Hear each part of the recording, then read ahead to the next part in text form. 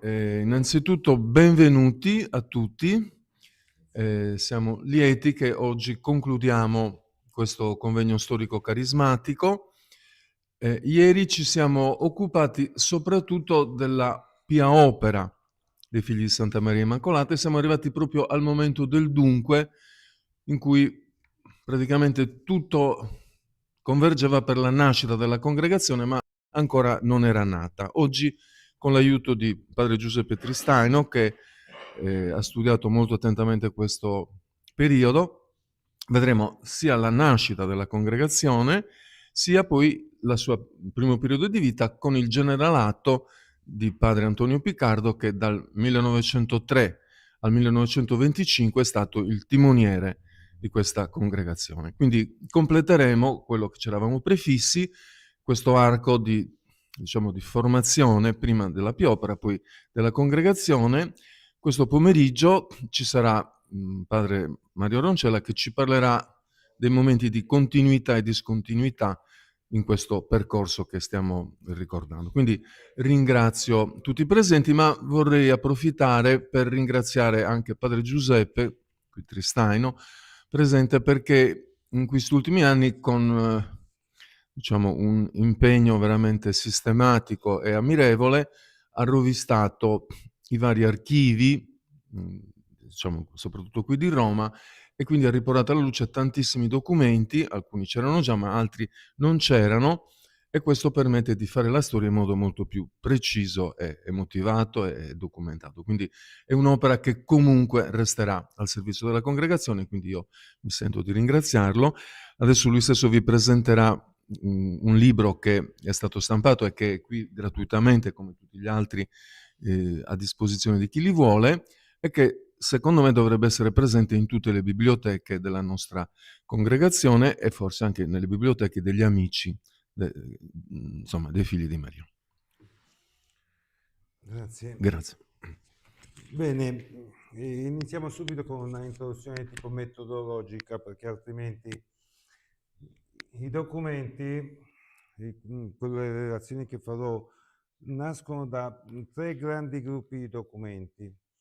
Ci sono i documenti esterni, in modo particolare l'archivio diocesano, quindi del vicariato, l'archivio storico, adesso si chiama ufficio dell'archivio diocesano di Roma, bene, lì abbiamo tutti quanti i documenti che riguardano la vertenza tra Monsignor Pulciano e padre Antonio Piccardo, non tanto con i figli di Maria, con padre Antonio Piccardo, la vertenza è con lui, perché lui è il proprietario. Tutti questi documenti sono stati raccolti, trascritti e poi anche scannerizzati e ho messo in questo volumetto qua, in forma cronologica, tutti, anche i biglietti da visita. C'è un biglietto da visita che manda al Monsignor Vivesi tutto, anche quello scannerizzato, anche quello posto qui. Quindi qui ci sono tutti i documenti della vertenza, almeno quelli che ho trovato io, nel senso che sono documenti che sono nel vicariato. È vero che nella vertenza la diocesi di Genova ci ha sempre detto, 5 email mie, che non hanno nessun documento sui figli di Maria. Però è altrettanto vero che qui in archivio a Roma, al vicariato, ci sono tutti gli originali che ha inviato Monsignor Pulciano, e da Roma ci sono tutte quante le minute, cioè le copie che si mantenevano.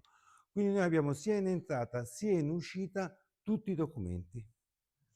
Meno che un solo documento non abbiamo, quello della proposta di risoluzione di vertenza che Monsignor Pulciano non accetta, che però probabilmente, almeno a mio avviso, è sicuramente, quasi sicuramente uguale al Decretum Laudis, perché poi lui non accetta e poi Pio X dice vabbè, allora andiamo avanti.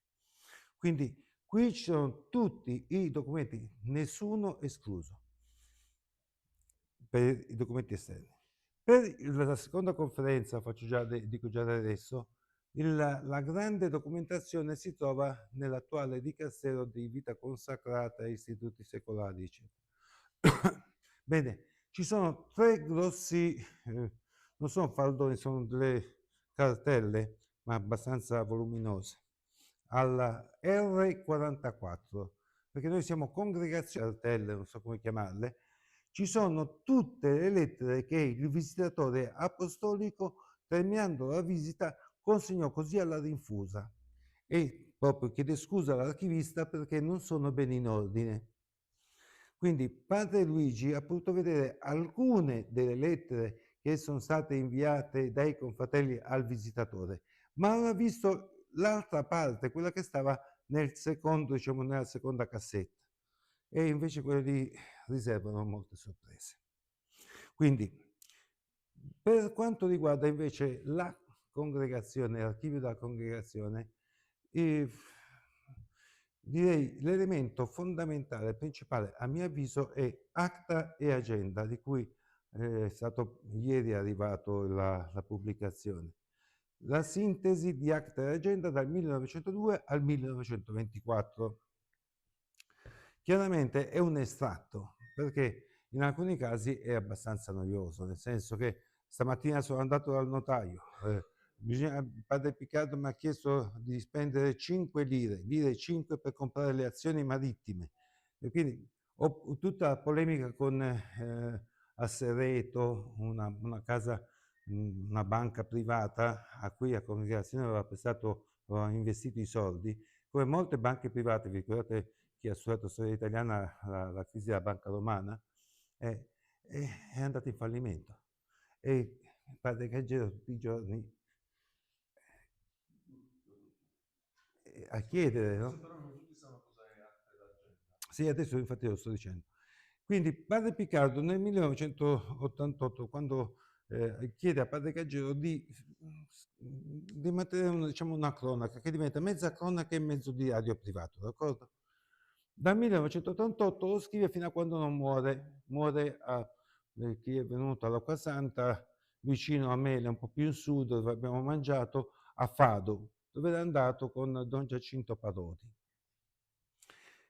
E lui era il vice direttore della Casa di Genova, quando ancora, diciamo, opera. Quando padre Piccardo viene a Roma, lui diventa il rettore, il direttore della Casa di Genova. Una volta che viene nominato, c'è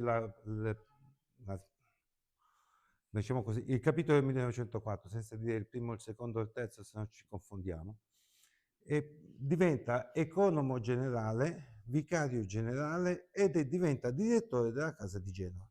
Quindi noi abbiamo tutti gli appunti, anche quello che diceva ieri Don Paolocci, Don Claudio, che sono andati a San Giuliano, eccetera, chi faceva da amministrante, chi faceva da diacono, chi da suddiacono, se alle funzioni si utilizzavano 3 piviali, 5 piviali, è una cosa incredibile. Però poi nel 1911 viene qui a Roma come economo generale ed economo della casa. E quindi sta nel centro dove ci sono le fibrillazioni, in relazione sia con Minetti. Lui è uomo di piena fiducia di padre Piccardo. È entrato in seminario con padre Piccardo durante alcune vacanze, lo racconta padre Piccardo, è andato all'Acquasanta e il papà di Gaggero si avvicina e gli dice se può prendere suo figlio. Aveva 11 anni. Dunque è uomo totalmente di fiducia di padre Piccardo, anzi è quello, diciamo, che gli fa quasi da contabile. Vabbè. Dunque scrive tutto. Cosa c'è di questi acte d'agenda che tutti, anch'io incluso fino al precedente libro, abbiamo citato senza averlo mai letto? Perché noi abbiamo citato le citazioni di altri. E gli altri chi era? In modo particolare padre Giovanni Vaccari. Padre Giovanni Vaccari fa nel 50° anno della canonica elezione della congregazione dei figli della congregazione religiosa, dove mette date e avvenimenti. Però se, non volevo andare a prendere prima, se andate a prendere l'ultimo, sono 148 diari, se andate a prendere l'ultimo, vedete che ci sono 6 quaderni neri. 6 quaderni neri sono gli estratti che fa padre Giovanni Vaccari di Acta ed Agenda. E dice così: Acta e Agenda costituiscono la cronaca scritta sua, che Don Tommaso Gaggero iniziò il 21 dicembre 1888 e condusse fino al settembre 1924, quando fu chiamato dal Signore del Premio. Molti quaderni non esistono più, scrive Vaccari,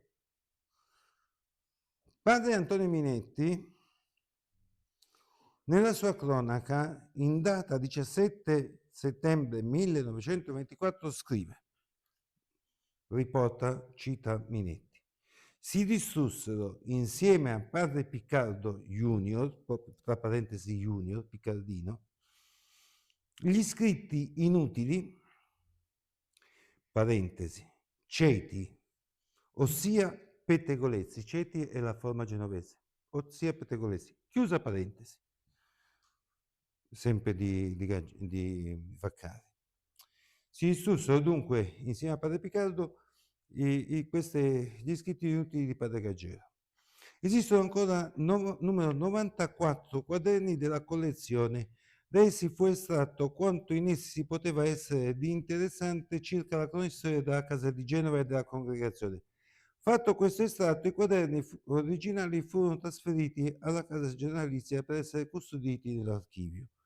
L'estratto fu compilato dal padre Giovanni Vaccari dietro incarico avuto nell'aprile 1946 e fu approvato dal Consiglio Superiore il 7 settembre del 1946.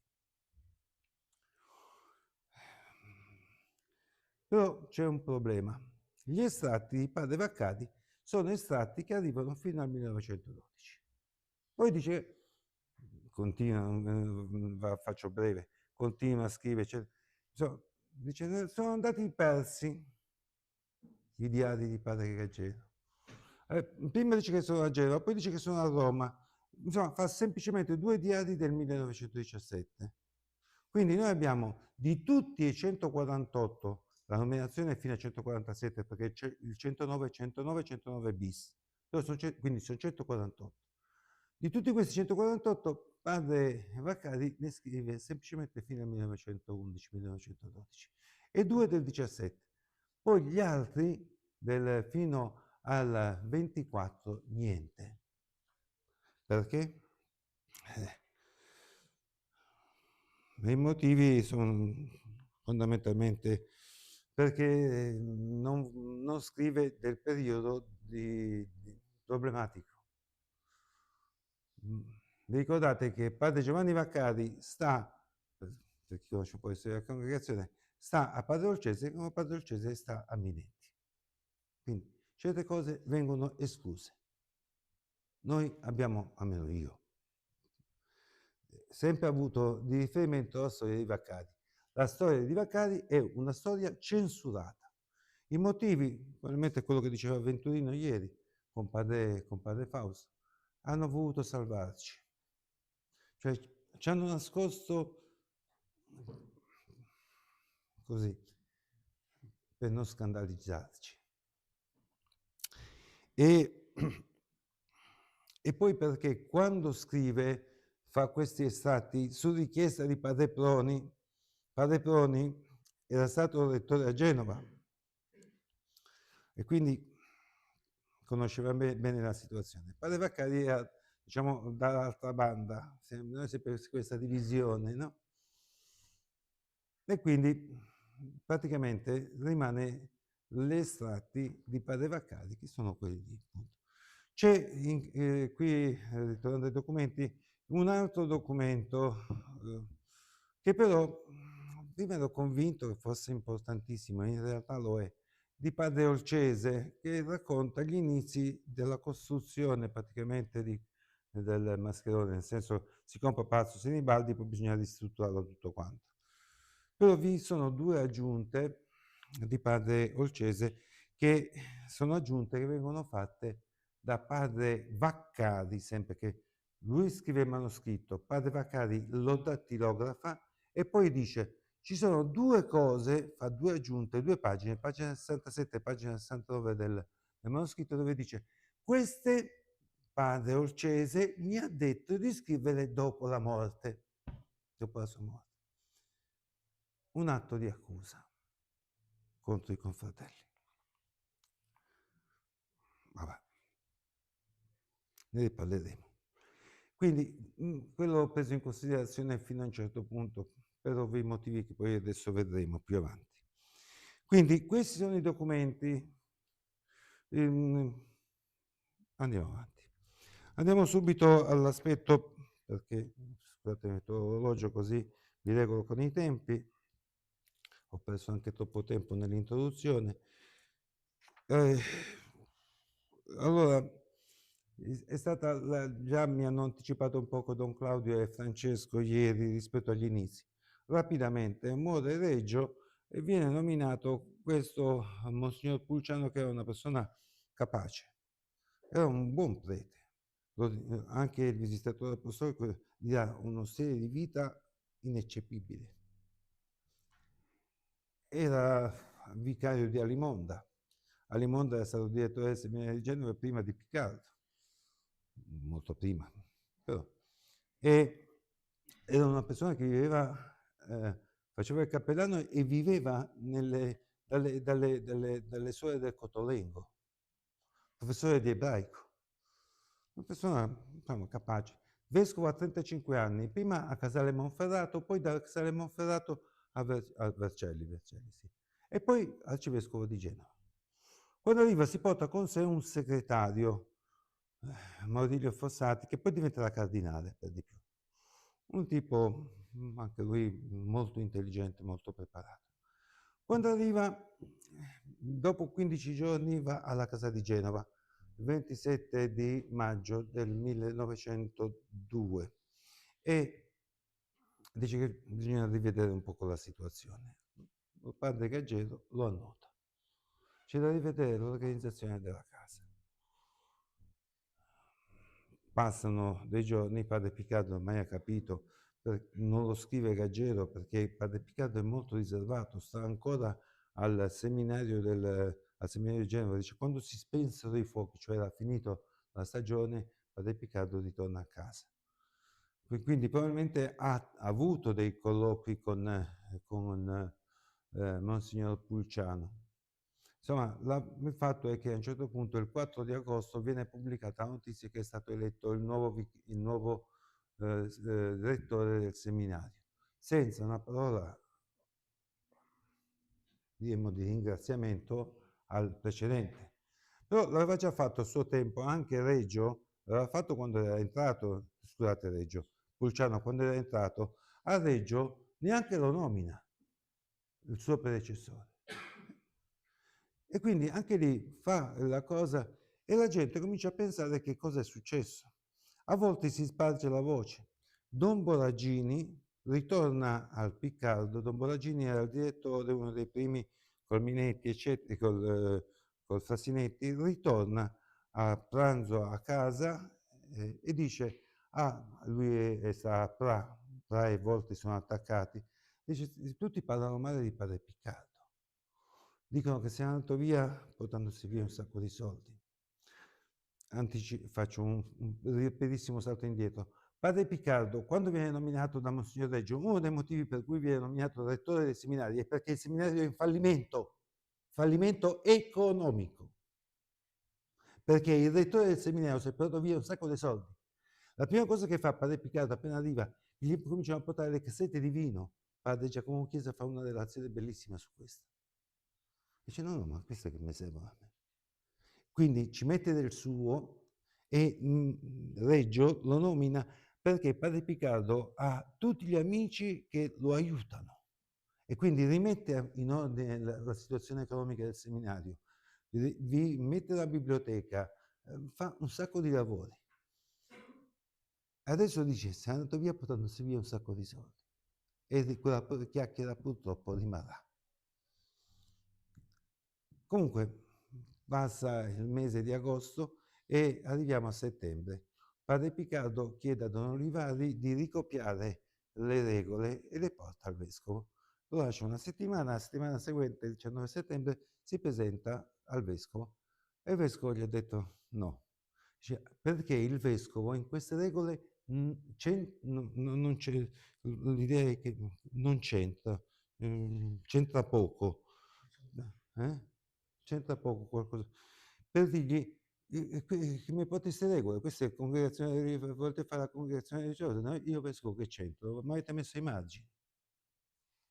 Il vescovo c'entra poco. Padre Picard, il giorno dopo, c'è 20 di settembre, ci sono le ordinazioni in cattedrale. Padre Gaggero, chi ci può vedere, 26 settembre del 1902, segna dei nostri nessuno. Di casa nessuno, perché il vescovo non li conosce. I figli di Maria non ce n'era uno. Padre Piccardo ha già capito l'antifona, perché il vescovo già ha deciso di togliere tutti i seminaristi che stavano, perché li obbliga o andate in seminario o non vi ordino.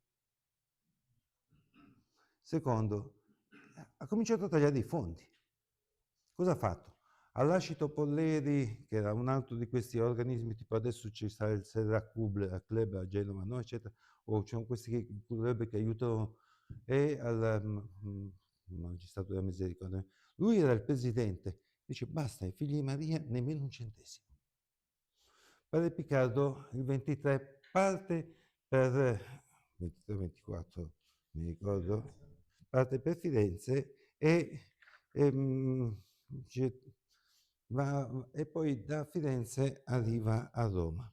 Arriva a Roma e a Roma la prima cosa che fa è cercare di vedere come riuscire a implementare un istituto, una congregazione religiosa, però si pensa sempre in congregazione religiosa di diritto diocesano, perché è impossibile che una congregazione, cioè che un'opera senza nessun aggancio giuridico, possa diventare da oggi a domani congregazione di diritto pontificio.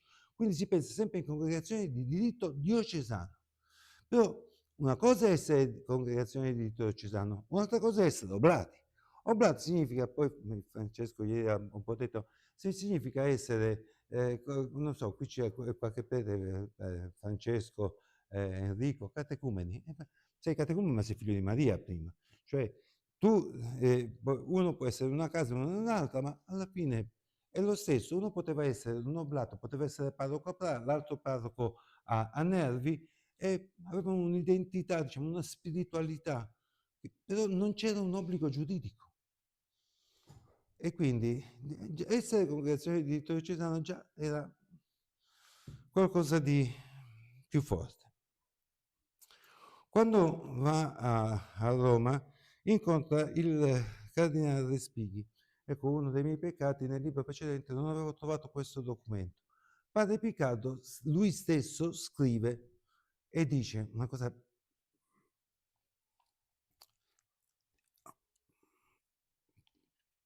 fatemelo trovare, dice: rimasi come impigliato in una rete. Come impigliato in una rete. No, perché avevo fatto un'altra, ma no, l'ho lasciato perdere. Sì, la lettera. Sì. C'è una lettera bellissima che invia a Padre Olivari, poi Padre Olivari gliela dà a leggere a Padre Capurro. Capurro la ricopia e dice: copia fedele, non abbiamo l'originale, almeno io non l'ho trovato, però Capurro è Capurro. Dunque dice, rimane impigliato in questa rete. E ritorna, vabbè, il ritorno, un errore che abbiamo fatto in parecchi, io compreso, è stato mettere che fa questa riunione a Genova. Padre Piccardo ritorna a Genova, non fa nessuna riunione, ha già deciso che si va a Roma. Lui è il direttore. E da Roma, nella lettera che manda, dice, diglielo a non dirlo a Minetti, poi ci ripensa, ma a Minetti va, diglielo così io togli di pena. Minetti cosa fa? Chiama Olcese. Olcese fino a quel momento era, non diciamo l'ultimo arrivato. Lui aveva studiato in seminario, poi gli ultimi 3 anni era passato a fare teologia con i figli di Maria, passato per questioni economiche. Poi era andato a fare un po' di pastorale, Poi nemmeno lì si era trovato bene, è andato a fare non il segretario di Monsignor Reggio, il secondo segretario, cioè era il segretario del segretario. Molto Regio, gli dice: "Va bene, c'è questa amicizia tra padre Minetti e Olcese", dice: "Ah, vieni anche tu a Roma". Padre Piccardo inizialmente invita semplicemente padre Minetti e dice: "Eventualmente come potrebbe venire", lo scrive a padre a padre, Olivari, "potrebbe venire come l'Arcadi Amedeo, oppure Graziani, potrebbe fermarsi qui a Roma". Non cita Olcese. Olcese viene a Roma su chiamata di Minetti. Padre Piccardo gli va bene.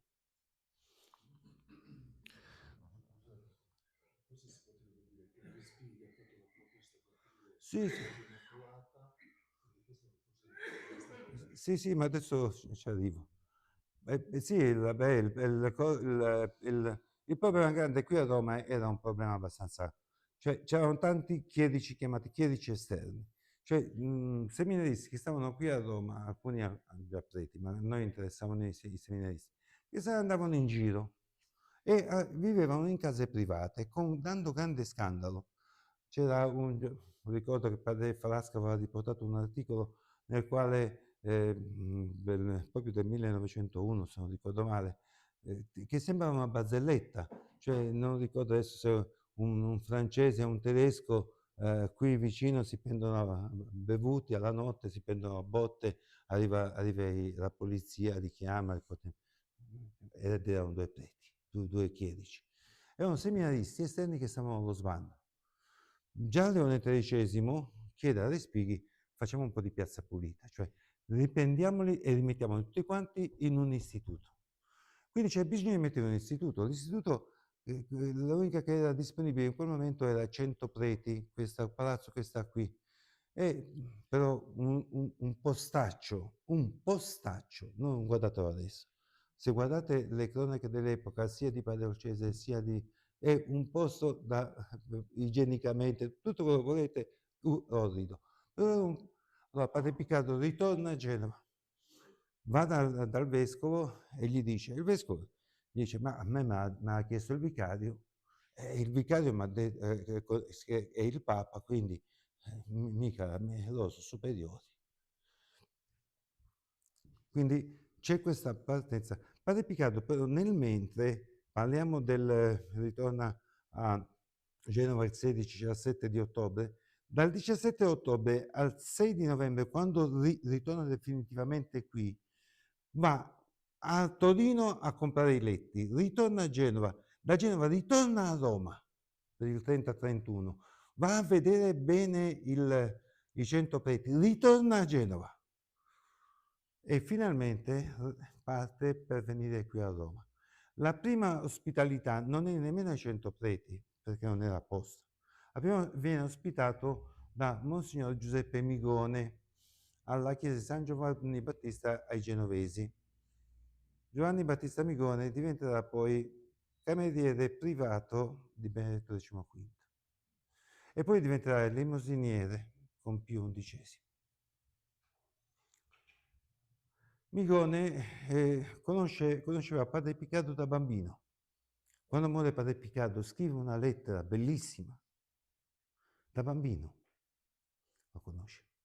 E quindi c'è una certa amicizia. E quindi si comincia a mettere un po' in ordine diciamo, la casa dei 100 preti.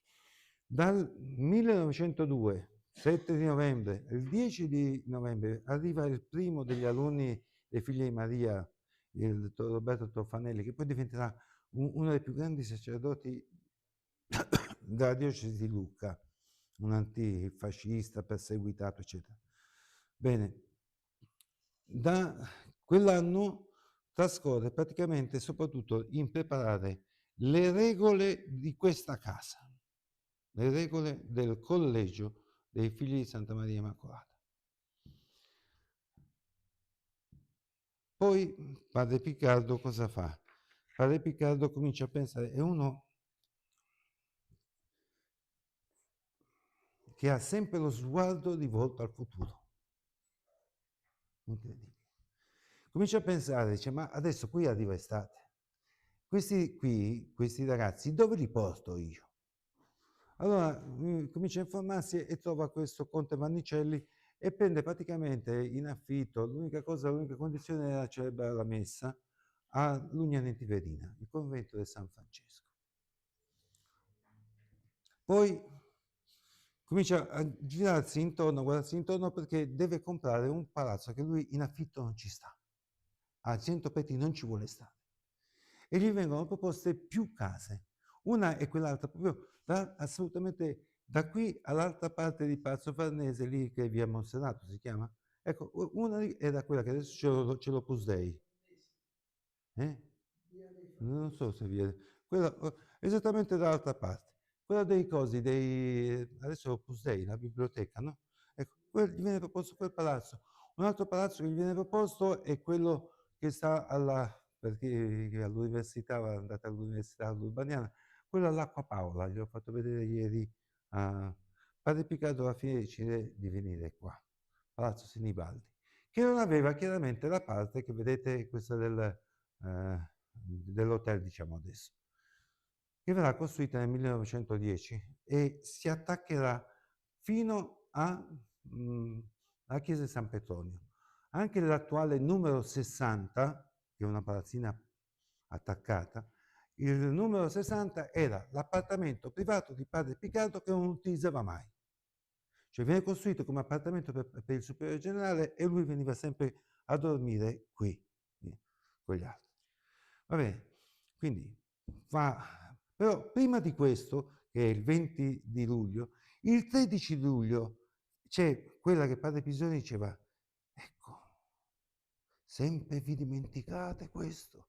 Il 13 luglio è il momento in cui padre Piccardo presenta la prima regola a Cardinale Respighi, quella che poi diventerà le prime costituzioni firmate in calce da Cardinale Respighi l'8 dicembre del 1903. Quindi presenta queste regole perché queste regole erano state completamente rinnovate, riviste nel periodo della settimana santa di aprile precedente. Aveva chiamato padre Piccardino, il nipote, ma uno con tanta testa, aveva chiamato Piccardino, aveva chiamato padre Olivari, padre Gaggero non poteva essere perché stava a fare il ritiro con le sorelle da Vasco. E rivedono da A alla Z le costituzioni, le regole, scusate, lo schema di costituzione. Perché, come avevo detto ieri quando parlava Francesco, nel 1900, proprio 1900, Papa Leone XIII aveva scritto questo Condita a Cristo e poi la congregazione dei vescovi regolari aveva emanato delle regole ben strette su come dovevano essere le costituzioni. C'è molto nel libro di padre Venturino. Proprio non potevi prendere e scrivere, fino a quel momento tutti quanti scrivevano le costituzioni più o meno come gli capitava. Da quel momento le costituzioni devono essere scritte in una forma precisa. Vabbè, quindi 13 luglio questo, 20 di luglio va a firmare il contratto per l'acquisto di questa casa. Mentre sta firmando per comprare la casa, il Palazzo Sinibaldi, muore Leone XIII. Muore Leone XIII e tutti quanti cominciano a sudare. Perché? Perché il candidato naturale è Mariano del Tindaro. Chi è il segretario di Mariano del Tindaro? E chi è il suo segretario? Giacomo della Chiesa, il futuro Benedetto XV, che si pensa che diventerà il prossimo cardinale segretario di Stato, cioè Rampolla, il segretario di Stato, diventerà Papa, era quasi sicuro, ci fu poi il famoso veto e venne eletto Pio X, e dall'altra parte c'era quello sperava di diventare cardinale di Santa Romana Chiesa, Giacomo della Chiesa, e invece non passa perché ci sono l'opposizione, in modo particolare il cardinale Mettio dice qui basta con questi cardinali politici di Carpineto Romano, vogliamo uno che si occupi di pastorale. Ed esce fuori Pio X come una sorpresa.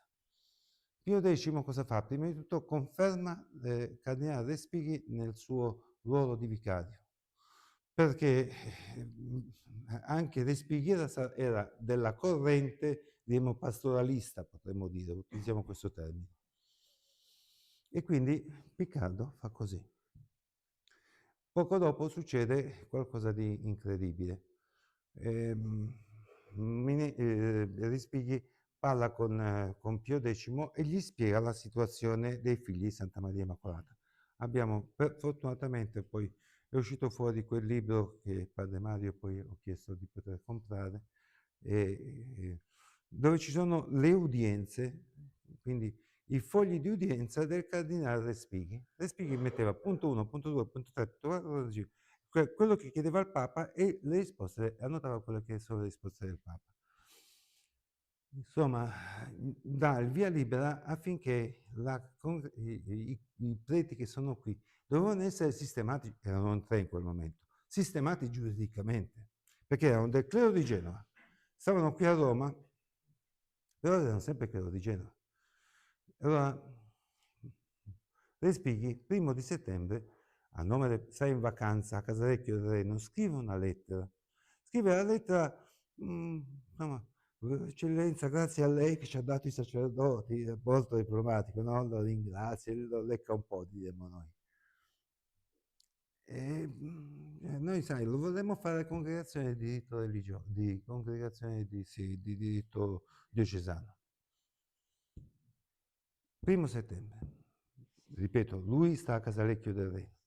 2 settembre, Padre Piccardo, che era andato in vacanza a San Francesco, ritorna a Roma e si ritrova una lettera del suo successore, Monsignor Calcagno, che gli invia una lettera dove, a nome dell'arcivescovo, l'arcivescovo non si abbassa a scrivere a Padre Piccardo, chiede al suo 15 posti al seminario, in nome del lodo della Convenzione con Magnasco.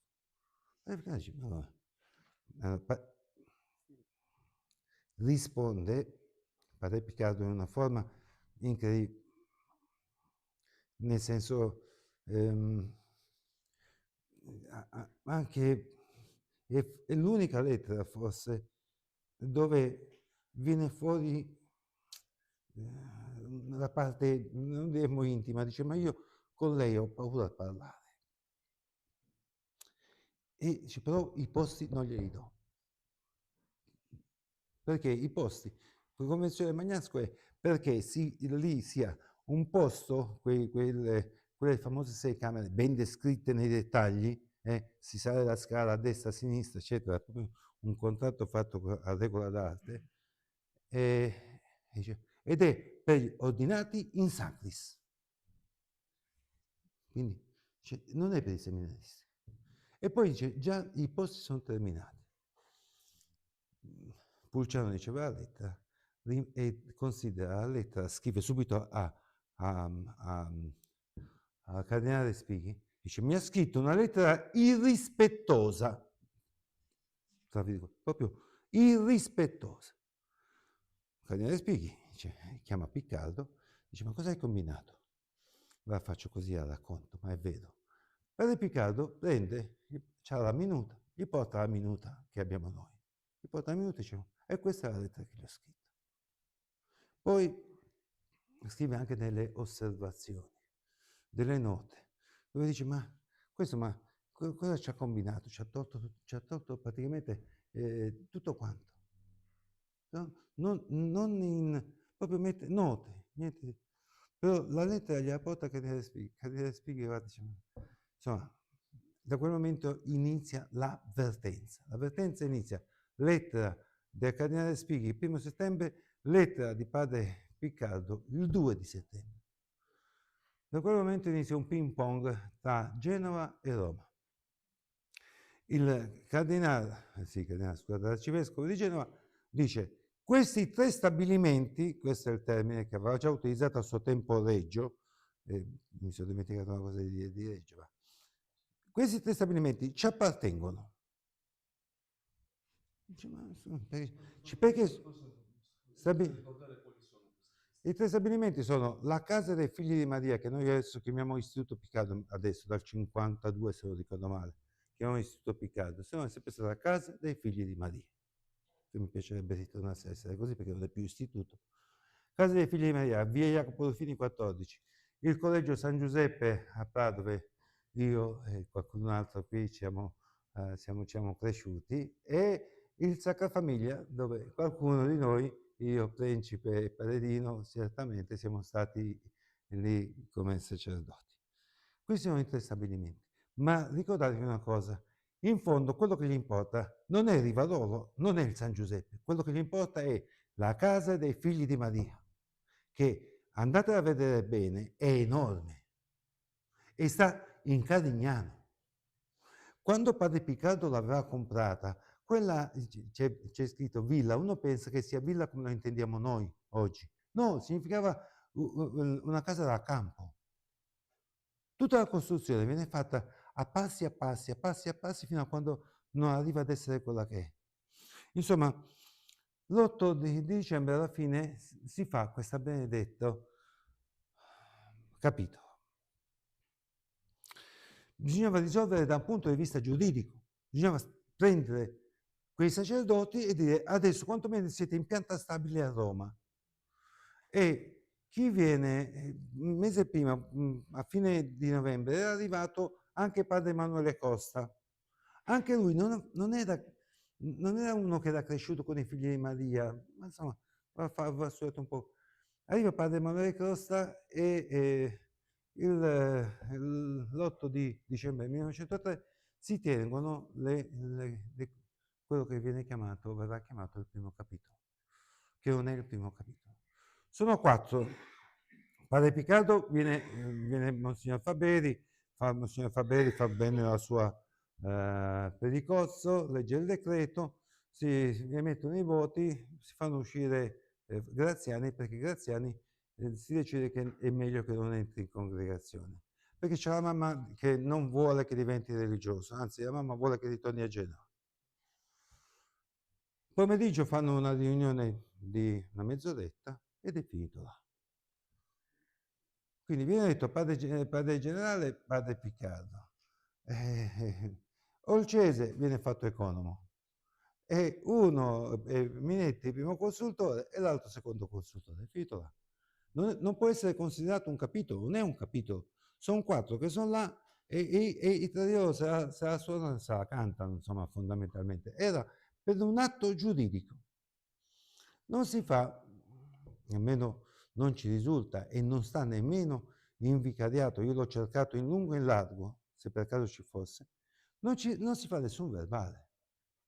Era semplicemente per acquietare Pulciano e dirgli, qui questi 4 adesso rispondono a noi. La notizia arriva a Genova e la situazione è addirittura complicata dal fatto che è sicuro Pulciano che sia stato entrato tra di loro anche Graziani senza avergli chiesto il permesso. La mamma Paolina Ferrari scrive anche una relazione lunghissima dicendo ma come? Insomma, per farla breve, di nuovo a rispondere, guarda che Graziani non è entrato. A gennaio di nuovo Pulciano riprende la palla di nuovo. E perché tanto il Papa ha ammesso che ci sia una commissione tra Vive Istituto, Respighi e Meli del Val che facciano la possibilità di una conciliazione. Insomma, alla fine, per farla breve, mandano questa benedetta lettera di soluzione dell'avvertenza. L'idea è congregazione di diritto religioso romano che possa però operare anche a Genova. Pulciano gli dice, proprio risposta, non vi leggo i documenti, se i preti che vogliono venire a entrare in congregazione possono entrare, non c'è nessun problema, ma le case no. La casa la voglio io, perché per quel famoso che aveva scritto Reggio, questi sono fratelli genovesi, rimangono qui. Ed ecco quello che dicevo ieri, c'è la bellissima lettera di Padre Piccardo. Padre Piccardo rompe gli schemi. Nessuno fino a quel momento aveva mai pensato, nemmeno Pio X, nemmeno Respighi, che era un canonista, nessuno aveva pensato di dire facciamo congregazione di diritto pontificio. Una follia, pensateci, una follia. 4 preti, 4, e il Papa, e chiedono al Papa di diventare congregazione di diritto pontificio. Ma con 4 non potevi diventare nemmeno congregazione di diritto diocesano. Dice, noi non lo meritiamo, però... E scrive, tanto, 31 aprile. Il giorno dopo, 1° maggio, ci sta, in Vaticano, ci sta un'udienza, e padre Picardo va. Però, poi lo sappiamo, arriva finalmente la decisione di Pio X di elevare la congregazione a congregazione di diritto pontificio.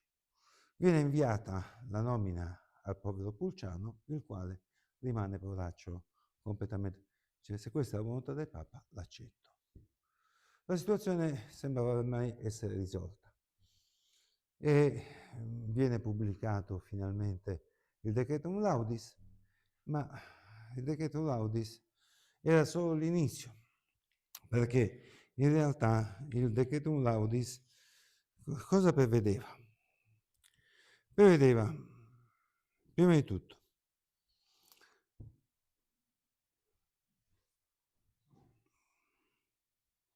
padre Picardo è considerato fondatore di esso, dell'istituto. Poi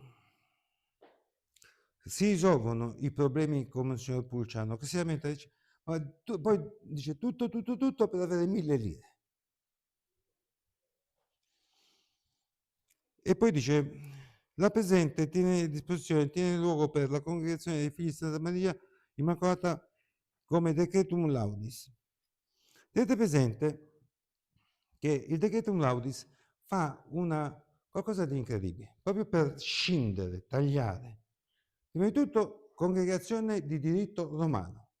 Noi siamo congregazione romana. Ancora adesso andate al dicastero, noi siamo sotto le congregazioni romane.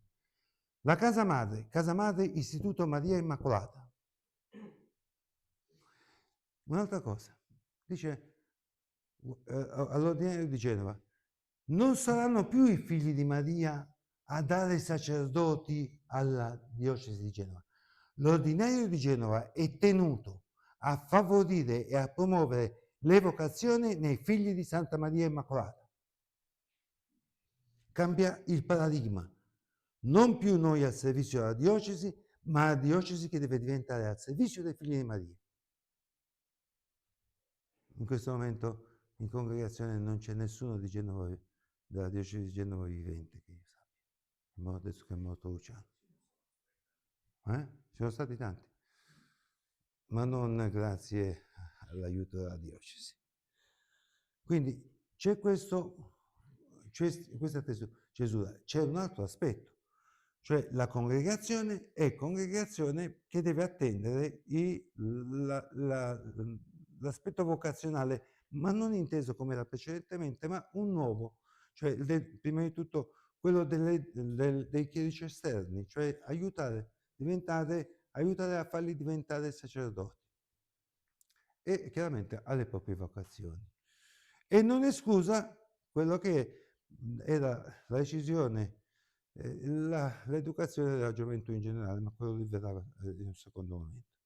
Padre Picardo in questo momento si ritrova in difficoltà, perché il Decretum Laudis da una parte ci ha salvati, dall'altra parte i figli di Maria non avevano una struttura.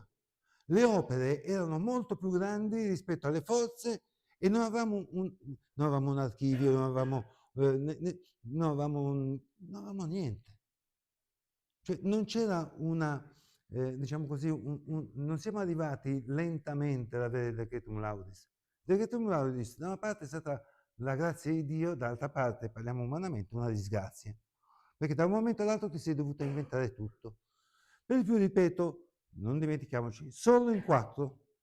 Padre Picardo deve partire, ritorna a Genova e deve andare a cercare dei confratelli che entrassero in congregazione. Il problema, quando arriva a Genova, si ritrova veramente male. Mi ricordo adesso la data, mi sembra che sia il 4 luglio del 1903, raduna i confratelli della Casa di Genova, non solo i confratelli, quelli dell'opera, e dice: mi piacerebbe che i più anziani entrassero in congregazione. Gelo assoluto. Il primo a intervenire è Boragini. Boragini, la prima cosa che dice: ah no, io proprio no, col voto di povertà, ma tu sei matto. Interviene Mantero, dice: e noi? Io mica voglio entrare in congregazione. E noi che siamo qui, perché vivevamo nella casa di Genova, noi dove andiamo? Cosa facciamo? Il buon padre Gaggero dice: ma io ho sempre lavorato, non mi sono mai fatto una posizione, io religioso no, Gaggero. Cioè non c'è nessuno che dica sì, nemmeno Piccardino, il nipote. Padre Bruzzone era da 2 anni che frequentava Salesiani e Missionari del Sacro Cuore a Verona. Aveva già deciso di andare con i missionari del Sacro Cuore di Verona. Padre Piccardo lo prende per i capelli all'ultimo minuto, ma dice: ma se vuoi diventare religioso, vieni con noi. Diventerà nostro superiore generale. Poggi è ritornato dal Brasile, la chiappa dice: ma poi andremo anche alle missioni. E quello accetta. Insomma, tira su l'armata Brancaleone, scusatemi, nel senso che lo stesso Gaggero, bellissima, ci dice che c'è Monsignor Faberi, lo invita ad Amelia, c'è Monsignor Gaggero che lo tampina, non mi ricordo, sta lì, diciamo, a insistere perché entri in congregazione, lo porta qui a Roma, gli fa fare il giro in carrozza, dice devi entrare in congregazione. Il 2 ottobre c'è finalmente l'inizio della congregazione. L'inizio della congregazione che inizia nel 1904 è l'inizio dei guai. Inizio dei guai perché il Monsignor Faberi, la prima cosa che dice è il presidente. Lui è il delegato del Cardinal Respighi. Monsignor Faberi presiede praticamente fino a quando viene cacciato via da Basilio Pompilli. Presiede sempre le riunioni del Consiglio di Capitoli Generali. La prima cosa che dice, bene, le cariche, che erano state fatte 5 mesi prima, ormai siamo congregazioni di diritto pontificio, già quelle scadono. E nel momento in cui dice questo, apriti cielo. Perché la prima cosa che fa padre Minetti è protestare fortemente. Perché è una cosa ingiusta. Quella elezione tenuta 5 mesi prima deve essere ritenuta canonica. Bisogna fare 3 verbali differenti. Per fortuna non è come adesso che sul computer cancelli e buonanotte. Prima si facevano le brutte. E la brutta dice, e protesta energicamente che è e deve essere ritenuta canonica quella elezione. Ma prima era la congregazione di diritto diocesano, adesso congregazione di diritto pontificio, lui voleva rimanere come primo consultore. Si va alle elezioni. Chi viene eletto? Padre Gaggero. Si è un evidente, inutile che qualcuno mi dice che è una lettura mia politica, è evidente spaccatura.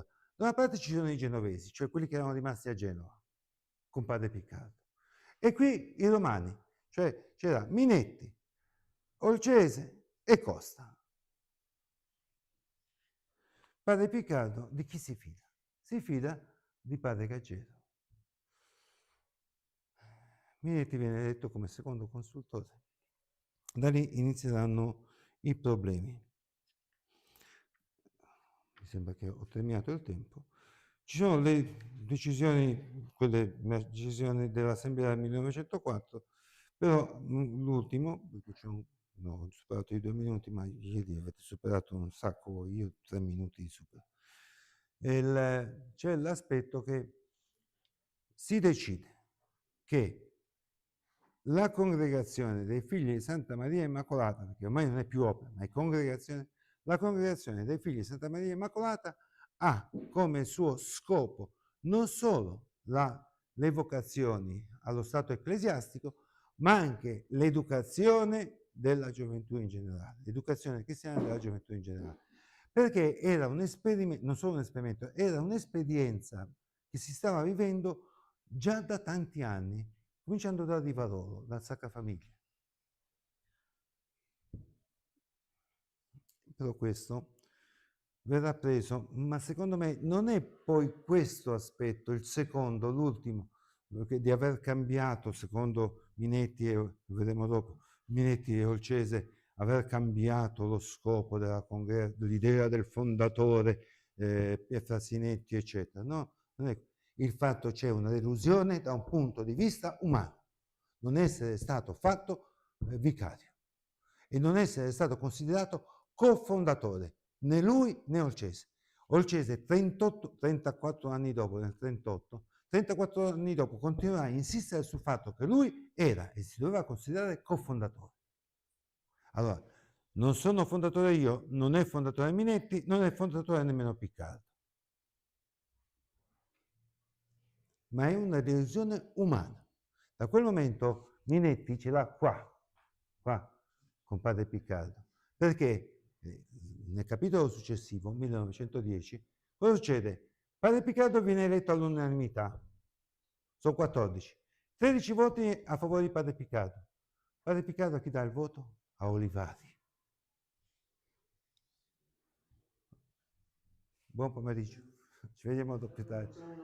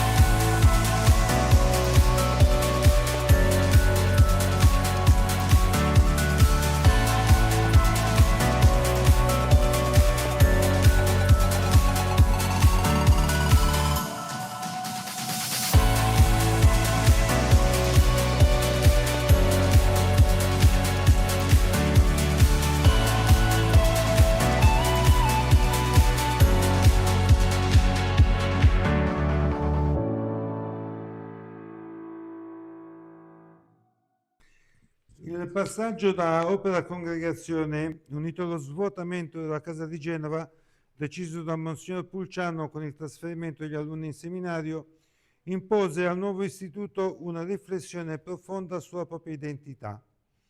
La casa, per decenni il cuore formativo dell'opera, si trovò improvvisamente priva di quel tessuto umano che ne aveva costituito la ragion d'essere. La trasformazione giuridica non poteva limitarsi a un cambiamento di forma, richiedeva una ridefinizione del modello vocazionale, dei percorsi formativi e della missione stessa dell'istituto. L'urgenza di ripensare la proposta vocazionale non nasceva solo dal mutamento istituzionale, ma anche dal fatto che lo scopo iniziale dell'opera si era trasformato nel corso dei decenni. L'accoglienza di giovani provenienti da altre diocesi aveva dato all'opera una dimensione sovradiocesana, mentre l'intuizione pedagogica di padre Piccardo aveva portato alla fondazione del Collegio San Giuseppe e del Collegio Sacra Famiglia, ampliando la missione educativa ben oltre la semplice preparazione al sacerdozio. Quando la casa di Genova fu svuotata, la congregazione si trovò davanti a una questione più profonda. Fu svuotata perché il vescovo dice: non vi ordino più, quindi rimangono solo i più piccoli. La congregazione si trovò davanti a una questione più profonda. Quale parte dell'eredità dell'opera doveva essere custodita, quale doveva essere reinterpretata e quale non era più attuale? La missione originaria, sostenere le vocazioni povere della diocesi, era ormai superata dai fatti. Quella educativa, invece, restava viva e promettente. La congregazione doveva quindi elaborare una proposta vocazionale nuova, non più orientata al sacerdozio diocesano, ma alla vita religiosa, con una propria spiritualità, una propria formazione e una propria missione. I modelli a cui fare riferimento erano numerosi. C'erano gli scolopi con congregazione, c'erano stati salesiani che era una congregazione emergente, era la congregazione in quel momento al top, che aveva aperto a San Pierdarena, c'erano gli scolopi a Cornigliano, c'era l'Arecco, i Gesuiti, di cui padre Piccardo era, per mezzo dello zio Benedetto, a cui era molto legato, e anche loro avevano una scuola. E c'era il Vittorino da Feltri che sta a 150 metri, 200, non so, 300 massimo dal Piccardo, con il famoso Padre Semeria. Erano tutti istituti che, accomunati pur con differenti sfaccettature, all'educazione della gioventù. A complicare ulteriormente la situazione intervenne la rete dei parroci, che per decenni aveva sostenuto l'opera, inviando giovani poveri ma promettenti, perché essa era percepita, la casa, era percepita come un servizio ecclesiale utile e complementare al seminario. Con la trasformazione in congregazione religiosa questa fiducia venne meno. Era un aiuto, ciò che prima era un aiuto alla diocesi appariva ora come un percorso alternativo. Le conseguenze furono immediate, venne meno il flusso di giovani, si interruppe la tradizione di collaborazione, non in tutti, ma in buona parte, anche perché molti avevano timore del vescovo. Ricordatevi cosa aveva detto padre Olivari. Non so se l'avevo detto. Cioè, per il giorno dell'Immacolata abbiamo fatto qui il pranzo, eccetera, abbiamo bisogno che la Madonna ci guardi da un buco. Cioè, abbiamo fatto anche noi la festa dell'Immacolata con discorsi e tutto quanto, però puntini, però ghiaccio. C'è una situazione terribile. Quindi le conseguenze furono immediate, venne meno il flusso di giovani, si interruppe la tradizione di collaborazione e la congregazione perse il bacino vocazionale che aveva alimentato l'opera fin dalle origini. La crisi non fu quindi solo interna, ma anche relazionale. La congregazione doveva ridefinire il proprio posto nella diocesi. Però come riesci a ridefinire il tuo posto all'interno di una diocesi quando ti ritrovi una parte del clero e il vescovo contro?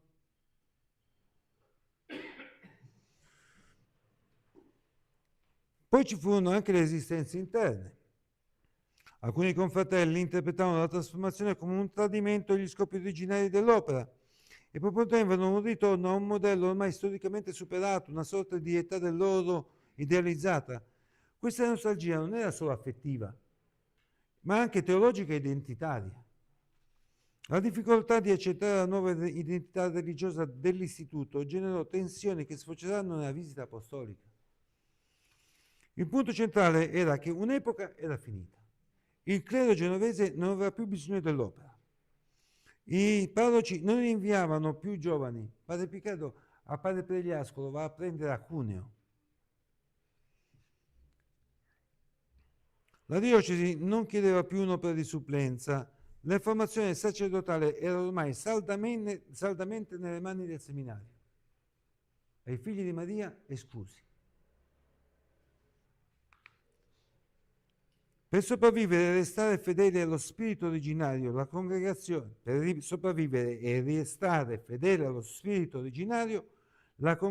a mio avviso, doveva accettare di non essere più l'opera. doveva diventare qualcos'altro, un istituto religioso con una propria missione, una propria spiritualità e una propria proposta vocazionale. Non era semplicemente venite da noi, vi formiamo, diventerete parroci a Molassana.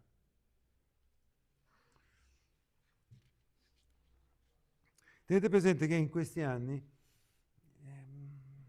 anche qui, il primo ad entrare in congregazione di Genova è padre Crovetto.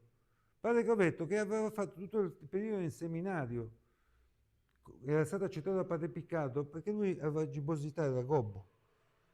Il vescovo gli dice non ti ordino. Lui va da padre Piccardo si informa e dice ma no, la gobba non è un impedimento, ti posso ordinare. Ma è uno che, tra virgolette, è scartato la seminaria. Meglio, il vescovo gli ha detto io non ti ordino. Gli altri parroci, anche quelli che dicevano essere figli di, amici di, o ex alunni dei figli di Maria, non inviavano più gli alunni. Praticamente c'è un crollo verticale nel numero degli alunni al Piccardo, sia all'Istituto Piccardo. E bisogna aspettare fino al 1909 per vedere ordinato il primo figlio di Maria formato interamente nelle case di istituto, padre Lorenzo Parodi. Originario di dove? Di Mele.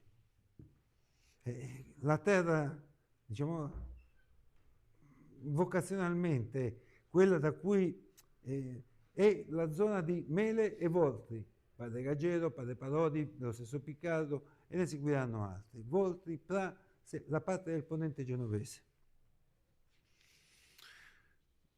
In questo contesto, che maturò l'intuizione di padre Piccardo, già prima che l'opera si costituisse in congregazione, rilanciare il centro di Uniano in Tiverina, inizialmente aperto come sede estiva per gli studenti del Mascherone, senza però abbandonare Genova. Non puoi abbandonare Genova. Però l'Unione in Tiverina diventerà in quel momento, passa ad essere davvero il seminario della congregazione. Questa scelta rispondeva a una necessità ormai evidente, offrire all'opera un nuovo impulso e una prospettiva vocazionale più ampia.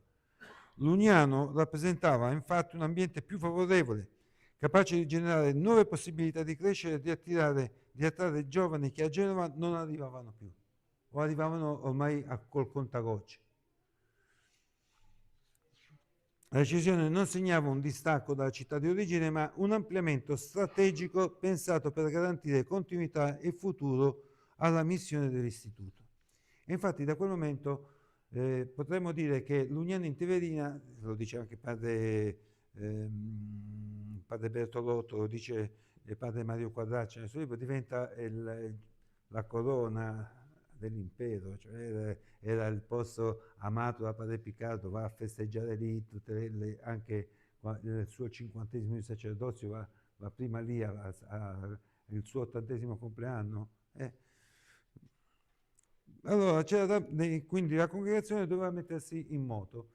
Ormai era la congregazione di rito pontificio, dal 1904 al 1910 c'è tanto lavoro da fare. La prima cosa che c'è da fare è mettere mano alle Costituzioni. Bisognava arrivare al 1910 con delle Costituzioni che fossero riviste.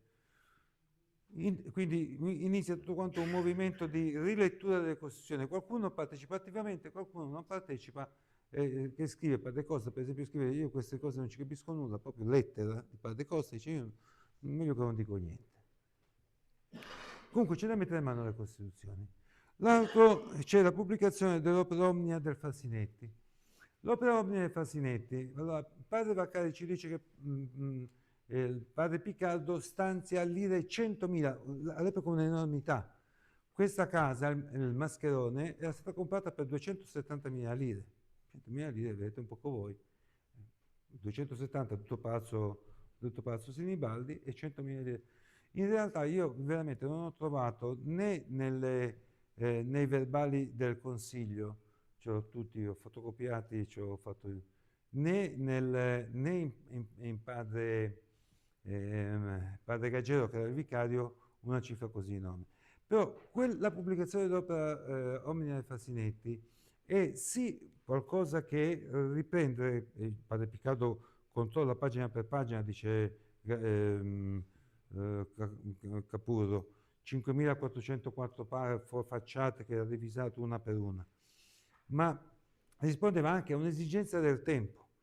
Lo dice sia padre Piccardo nella lettera che scrive e soprattutto Pio X nella risposta che dà. Era la risposta fondamentalmente, Pio X vede che il Frasinetti è un autore modernissimo in quel momento, soprattutto contro il modernismo, scusatemi il gioco di parole. Il modernismo, tutto il periodo, diciamo, il pontificato di Pio X è contro il modernismo è la bestia nera che deve sconfiggere e ne combinerà anche Pio X su questo. Bene, trova nel Frasinetti, lui lo dice chiaramente, trova che è un autore, diremmo noi oggi, classico, che può essere proposto. Però viene pubblicata tutta l'opera del Frasinetti, un lavoro lungo, faticoso. E soprattutto la cosa fondamentale di questa pubblicazione di questa opera è che non ho trovato in altre, forse adesso in epoca contemporanea, ma era la prima volta probabilmente che il Papa stesso scriveva di proprio pugno, praticamente raccomandando la lettura di questo, cioè lo spot pubblicitario, nel senso buono della parola. Non era mai successo che un Papa dicesse leggete quest'autore. Ecco. Quindi immaginatevi la diffusione che ebbe. Però c'era da arrivare, l'altro dicevamo, all'approvazione definitiva della congregazione e delle costituzioni. Dite, ma come? Il decreto Laudis ce l'aveva? Sì, il decreto Laudis è l'inizio, è il documento ufficiale. Ma poi c'era, come diremo oggi, per i più giovani, che non conosce i passaggi ecclesiastici, c'era come una specie di noviziato. Cioè l'approvazione della congregazione, poi il decreto Laudis, poi ci doveva essere, dopo un periodo di tempo congruo, ci doveva essere l'approvazione definitiva. Le costituzioni erano un problema, perché le costituzioni erano prima di tutto costituzioni per la congregazione di diritto diocesano. Però visto che non erano passati 3 anni, perché la congregazione di diritto diocesano doveva durare 3 anni, poi dopo i 3 anni si passava eventualmente alla congregazione di diritto diocesano. Invece Pio X aveva... Però le costituzioni erano quelle dell'istituto della congregazione di diritto diocesano e vengono praticamente prorogate fino al 2010, scusa, fino al 1910. Padre Piccardo scrive una lettera dove invita tutti i confratelli a partecipare alla revisione di queste costituzioni. Alla fine si presentano le costituzioni all'epoca, alla Sacra Congregazione per i religiosi. Doveva essere approvato l'istituto e dovevano essere approvate le costituzioni. Viene incaricato il padre Bastien, un benedettino, che farà anche le regole approverà le costituzioni di Don Guanella. Padre Bastien cosa fa? Vede e dice, beh, le costituzioni vanno riviste in questi punti e scrive quali sono i punti che devono essere rivisti. Rimane un po' stupito del fatto dei collaboratori. Perché dice, ma come? Tu metti dei collaboratori che possono far parte della comunità, anzi addirittura economi. Dice, lo sconsiglia Padre Bastien, lo sconsiglia. Non conosceva la storia dei figli di Maria, in cui i collaboratori laici, non solo collaboratori, ma persone che integravano, pensate a Sallua o a Vitale, no? Erano persone che, a parte senza che andiamo indietro all'Olivari, ma quelli facevano parte dell'opera, mentre già in quel momento storicamente c'erano in istituto, soprattutto al Rivarolo, c'erano dei professori laici che vivevano da frati. Quindi il Bastien dice, vabbè, tutto qua, però dice, proprio scrive, una scrittura bella, pulita, nitida, Frasinetti lo scrive sempre Frasinetti, e scrive e dice, sì, però sono troppo pochi. Dall'altra parte, per essere approvati c'era bisogno delle lettere commendatizie. Le lettere commendatizie era Cardinale Respighi per quest'opera, Monsignor Berti, che era vescovo di Amelia, per il San Francesco, e Monsignor Pulciano, che aveva 3 case, dei 5 case, 3 stavano a Genova. Monsignor Pulciano, con cui prima Pio X aveva mandato Monsignor Baranzini, gli aveva dato un incarico: cerca di far pacificare il padre Piccardo con Monsignor Pulciano. Dice, quello è un santo vescovo e quello è un santo prete. Parole, trovate parole testuali. E Baranzini aveva cercato e intanto è vero che era andato anche a benedire la nuova cappella del Sacra Famiglia. Sembrava che quando arriva padre Gaggero, che è il vicario e sta a Genova, a chiedergli le lettere commendatizie per dire, insomma, devi fare le lettere commendatizie per la raccomandazione, cioè, Monsignor Pulciano rifiuta. Dice, voi la sapete come la penso, no? Non potete chiedermi di tornare indietro. E lì si lascia andare a una sua reprimenda, dicendo, già le congregazioni, lui aveva avuto dei problemi con i rosminiani quando era a Vercelli, anche le congregazioni, anche quelle fondate dai santi, creano sempre problemi, era fortemente diocesano. E immaginatevi questa, che non è riferita a padre Piccardo, mica è fondata, e lì padre Gaggero non ha il coraggio di continuare, e così prende padre Piccardo, lo porta a Pio X, Pio X in arca si mette a sorridere e dice procelato, cioè si proceda anche senza le lettere commendatizie di Monsignor Pulciano. Quindi la congregazione si ritrova ad essere approvata con 2 lettere commendatizie, Respighi e Berti. Mancano le 3. Poi siamo in pochi, il problema è che siamo in pochi. Nonostante tutto la congregazione viene approvata perché il cardinale Vive Setuto va da Papa Pio X e scrive di proprio pugno: il Santo Padre interviene personalmente, con la P maiuscola, interviene personalmente in questa fondazione. Quindi la congregazione viene approvata nonostante in realtà dal punto di vista numerico delle richieste delle famose norme, eccetera, sia per la seconda volta non avevamo i numeri. Non avevamo i numeri. E quindi si tiene il famoso capitolo del 1910, che nella contabilità fino a quel momento era il secondo capitolo, perché quello del 1903 non era considerato. E anche in questo capitolo del 1910 padre Piccardo cosa fa? Raduna tutti i sacerdoti, poi anche gli ultimi, per esempio c'era un famoso Augusto della Bitta e padre Nocetti, che vengono ordinati poco prima del capitolo. Questo Augusto della Bitta era una persona già abbastanza grande. Pio X gli aveva detto al cardinale Respighi: lascia perdere della Bitta. E invece padre Piccardo lo fa ordinare sacerdote. Della Bitta, che era già una persona grandicella, diventa sacerdote, poi subito dopo sta un anno qui e poi dopo se ne esce dalla congregazione e va a fare il parroco a Santa Maria del Suffragio.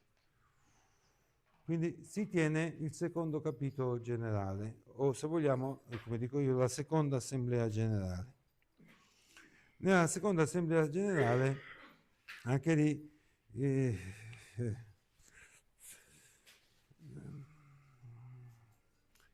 ci sono alcuni problemi, ma insomma più o meno vengono poi superati.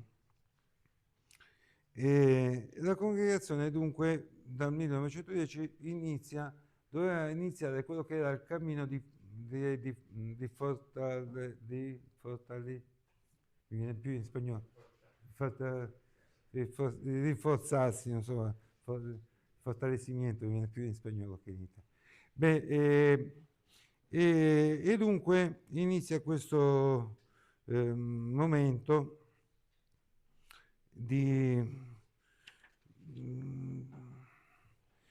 e di nuovo, soprattutto in quel capitolo, si insiste nuovamente sul fatto, si rimette l'educazione cristiana della gioventù.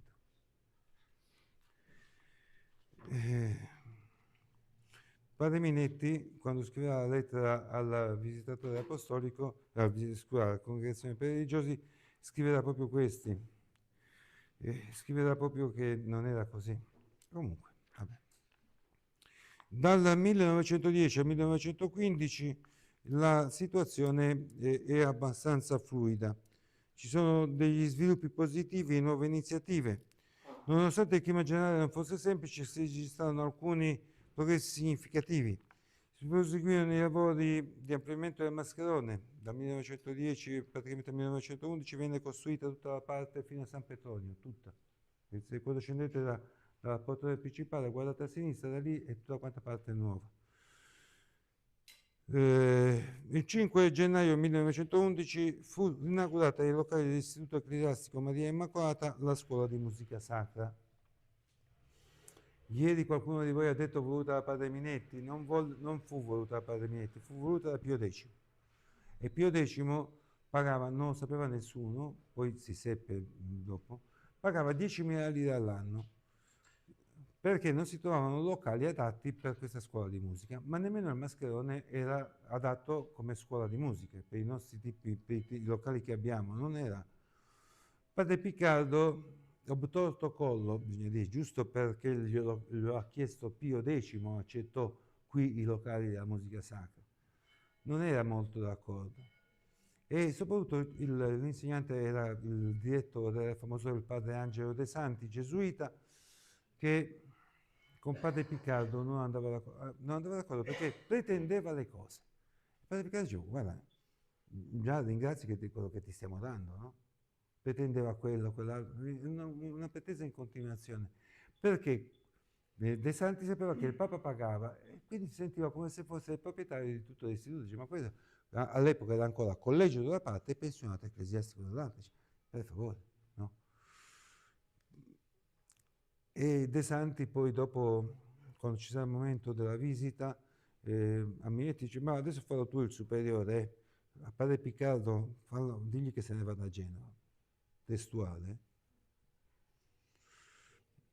Il 7 novembre si aprì il nuovo, si doveva aprire, poi del 1911, si doveva aprire prima il collegio Sacro Cuore di Siena. Ringrazio il padre Dino che mi ha interceduto per me con la diocesi, l'archivio della diocesi di Siena, per cui abbiamo documenti anche originali della diocesi di Siena. Monsignor Scaccia chiede a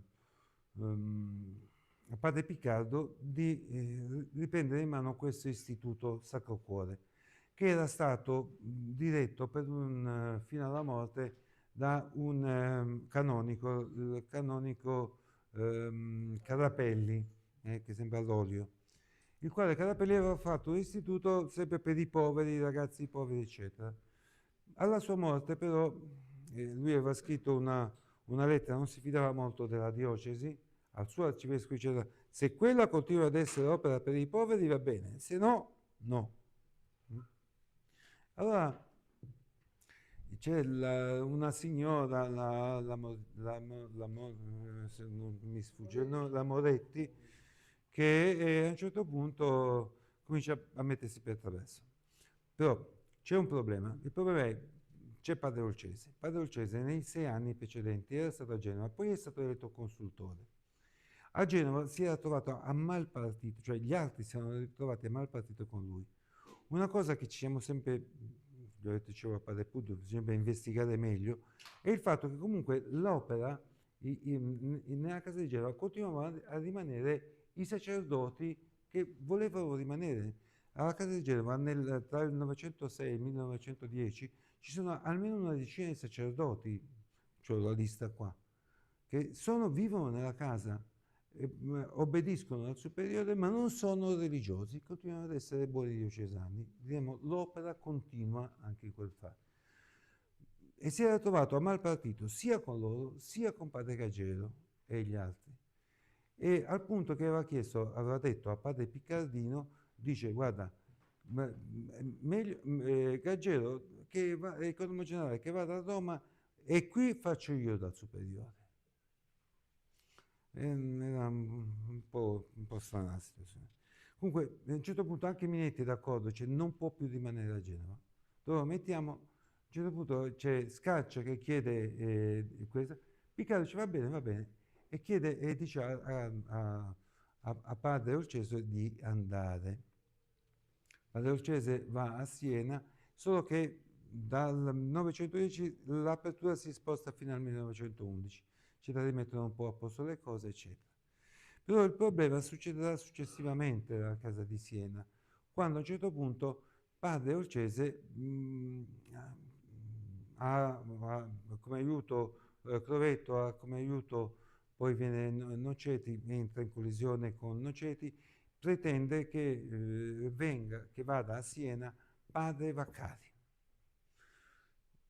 Padre Piccardo dice, ma non te lo posso mandare, quello sta studiando. Poi, allora, padre Olcese scrive, parla con Scaccia. Scaccia manda una lettera a Pompili, dove dice, no, e Pompili dice a padre Piccardo che deve mandare Vaccari là. Proprio un voler scavalcare il superiore generale. Alla fine padre Piccardo non manda Vaccari e la tensione entra con padre Olcese che si sente rifiutato e anche con Scaccia che aveva messo tutta la sua autorità, tutto il suo peso episcopale chiedendo a Pompili e Pompili che chiede a Piccardo e Piccardo alla fine dice no, non c'ho le forze. Poi le forze per mandare in una casa che in quel momento erano 14 ragazzini. C'è un altro punto, e poi vado subito agli altri, c'è un altro punto che normalmente non si è passato un po' per... Il mancato, e qui Don Claudio dovrebbe ricordarsi bene, il mancato è che si è quattro di Monsignor Andrea Caron. Monsignor Andrea Caron era vescovo di Ceneda, Vittorio Veneto, Treviso, quelle parti. Quando muore Pulciano viene nominato arcivescovo di Genova. Cosa succede? Succede che il 23 aprile padre Piccardo ritorna dalla Concistoriale e telegrafa a Genova, alla Liguria del Popolo, che è stato eletto come arcivescovo di Genova Monsignor Caron, amico dei figli di Maria. E scrive esplicitamente, non pubblicare la notizia prima delle ore 16. I giornalisti, appena hanno lo scoop in mano, cosa fanno? Pubblicano immediatamente la notizia. Il giorno dopo metto padre Antonio Piccardo. Il giorno dopo, immediatamente da Genova mando la Liguria del Popolo con la notizia della nomina di Caron. Da quel momento contemporaneamente, più o meno un mese dopo, viene eletto Monsignor Ghio, viene eletto vescovo di Urbino. A Genova la cosa comincia a andare storta a tutti. Dicono, padre Piccardo è troppo dentro la Concistoriale, decide i vescovi. Perché sapeva in anticipo il nome di Caron e perché tutti sapevano che era amico di Ghio, che Ghio è un ex figlio di Maria, uno del gruppo dei figli di Maria, e diventa vescovo di Urbino, ma in una prossimità temporale di un mese. E quindi la situazione fu abbastanza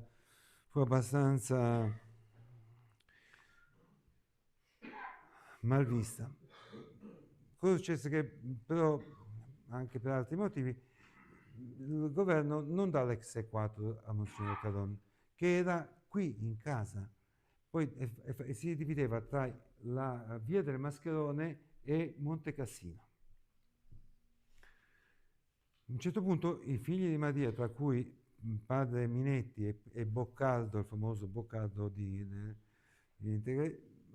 insomma, scrivono anche a Pio X dicendo ma noi siamo intervenuti affinché il governo accetti e dia l'ex-4. La situazione non andò in porto. E questo sospetto pesò a lungo nei rapporti tra padre Piccardo e i successivi arcivescovi. Prima come il signor Gavotti, che era amico personale di Benedetto XV. Pio X, padre Piccardo, introdotto dal concessionale fra i vescovi, e un vescovo che non è di Genova. Quando arriva Benedetto XV e fa Gavotti, genovese e amico suo, Gavotti dice: ah, ma padre Piccardo e lui voleva decidere i vescovi e voleva ordinare i preti. E successivamente sarà anche un problema che succederà subito dopo anche con il famoso cardinale Pio Boggiani, Tommaso Pio Boggiani, che diventa vescovo di Genova, poi ne combina di tutti i colori, perché addirittura chiude il cittadino, il clero genovese è in subbuglio e Benedetto XV lo rimuove. Però mentre è lì a Genova, Boggiani chiama padre Piccardo e gli dice la solita storia dello stabilimento, della famosa convenzione di Magnasco.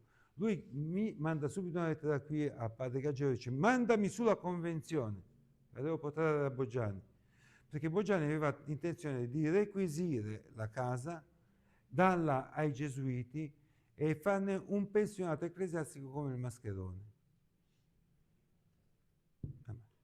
Comunque saltiamo altri punti, andiamo subito alla visita apostolica perché mancano 20 minuti. 1915 c'è questa lettera di 22 giugno di padre Minetti che manda una lettera alla congregazione per i religiosi. C'erano alcuni punti che potevano dare,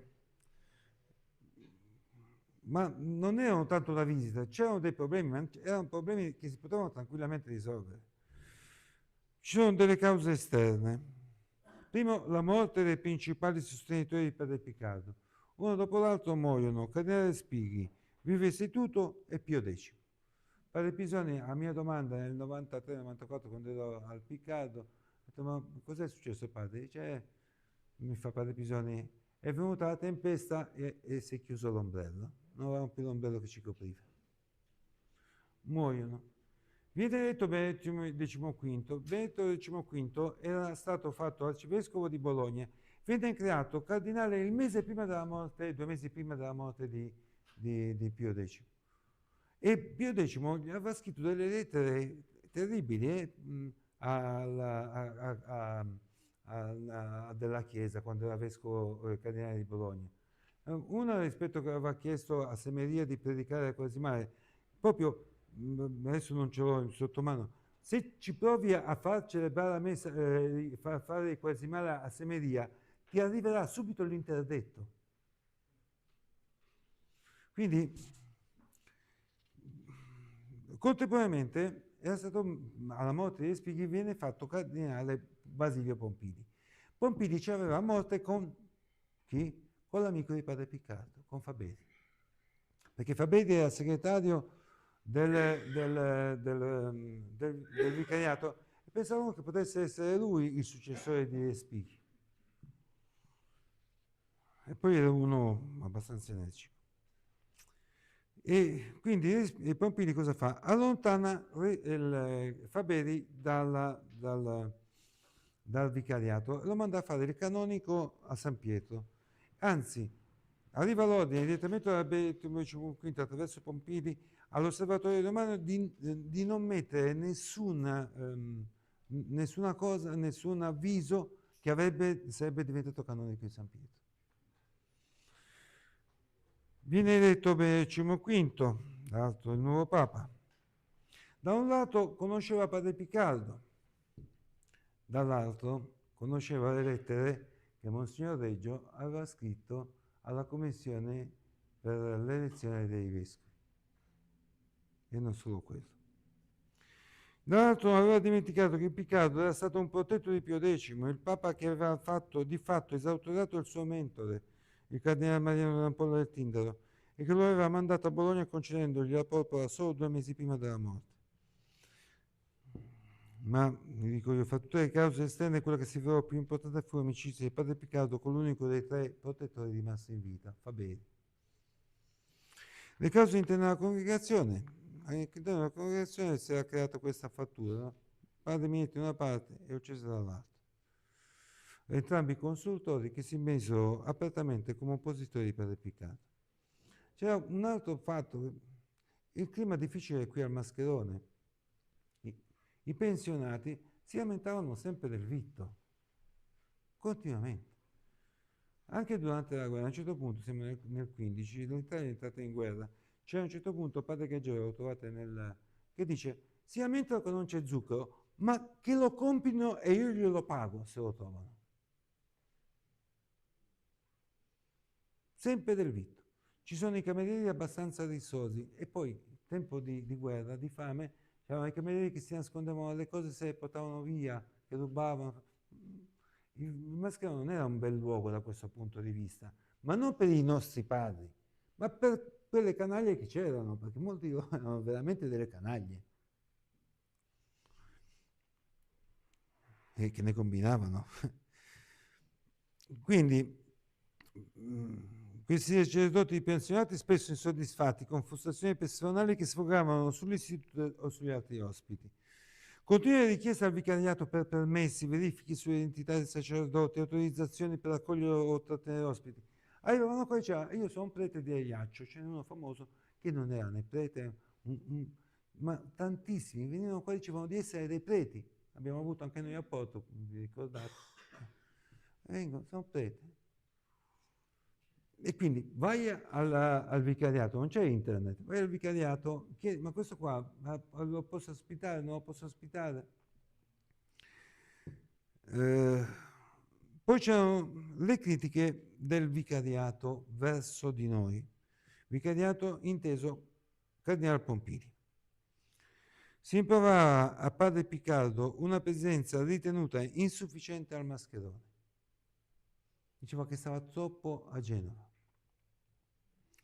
E soprattutto il fatto che la congregazione non stesse crescendo come ci si aspettava. Adesso ne parleremo. C'era poi il problema della curia generalizia a Roma. Fino a quel momento le norme prevedevano che il generale poteva scegliere la casa da dove meglio potesse governare la congregazione. Prendete le prime costituzioni dei salesiani, io l'ho viste, trovate proprio il rettore fissa la casa generalizia da dove meglio può governare la sua congregazione. Per questo dicevano le norme. Però già erano in subsecreto pontificio, io ho la fotocopia, subsecreto pontificio giravano già le norme che sarebbero entrate in vigore l'anno seguente, in cui si diceva che invece doveva essere costituita la casa generalizia a Roma con il superiore generale e 2 consultori. Adesso vediamo perché 2 consultori qui. E qui a Roma si trovavano un vice rettore che era nominato al vicariato, non figlio di Maria.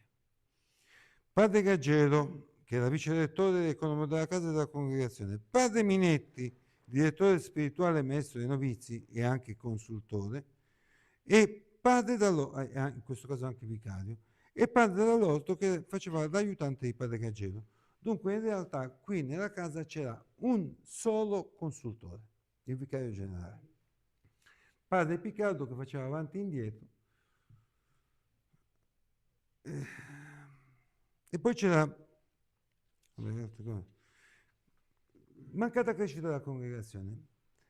La prima cosa che chiede il vicario è: mi fai una lista completa di tutte le case con e padre Piccardo consegna una lista, la lista del 29 agosto 1916. La visita è iniziata 10 giorni prima, 19 agosto. 29 agosto presenta la lista. In questa lista troviamo, ci sono 16 sacerdoti, di cui 2 ancora novizi, padre Pegliasco e padre Lombardo, di questi 16, 4 sono sotto le armi, quindi sono 12.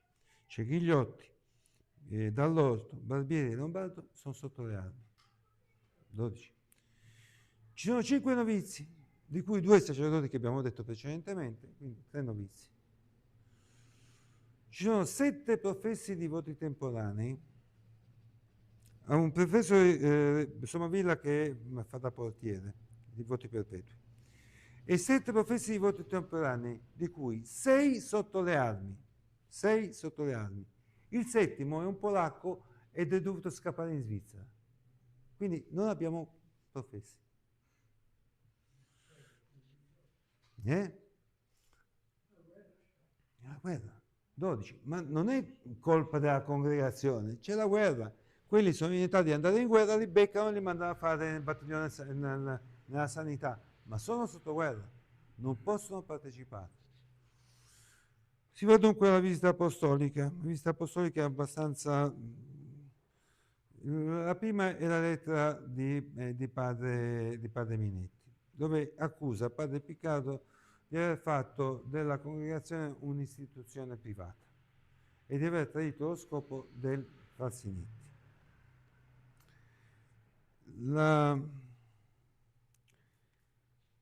L'altro problema sarà che successivamente nelle riunioni del Consiglio a fine di dicembre del 1915 c'è da decidere questo spostamento del noviziato, cioè Minetti che doveva andare con i novizi ad aiutare all'Unione Inteverina, portandosi padre Pregliasco e padre Lombardo. Minetti non vuole lasciare Roma e scrive di nuovo una lettera a Cardinal Pompili. C'è tutto quanto un giro, poi lo potete leggere, praticamente lettere su lettere, però c'è un dato. Il dato è che già il 10 febbraio è deciso che ci sarà la visita. È deciso anche il nome del visitatore. La visita inizierà ad agosto, 19 di agosto. Nel frattempo, per una serie di motivi, vengono proprio nel giro di 2 mesi cambiano 3 prefetti della congregazione per i religiosi.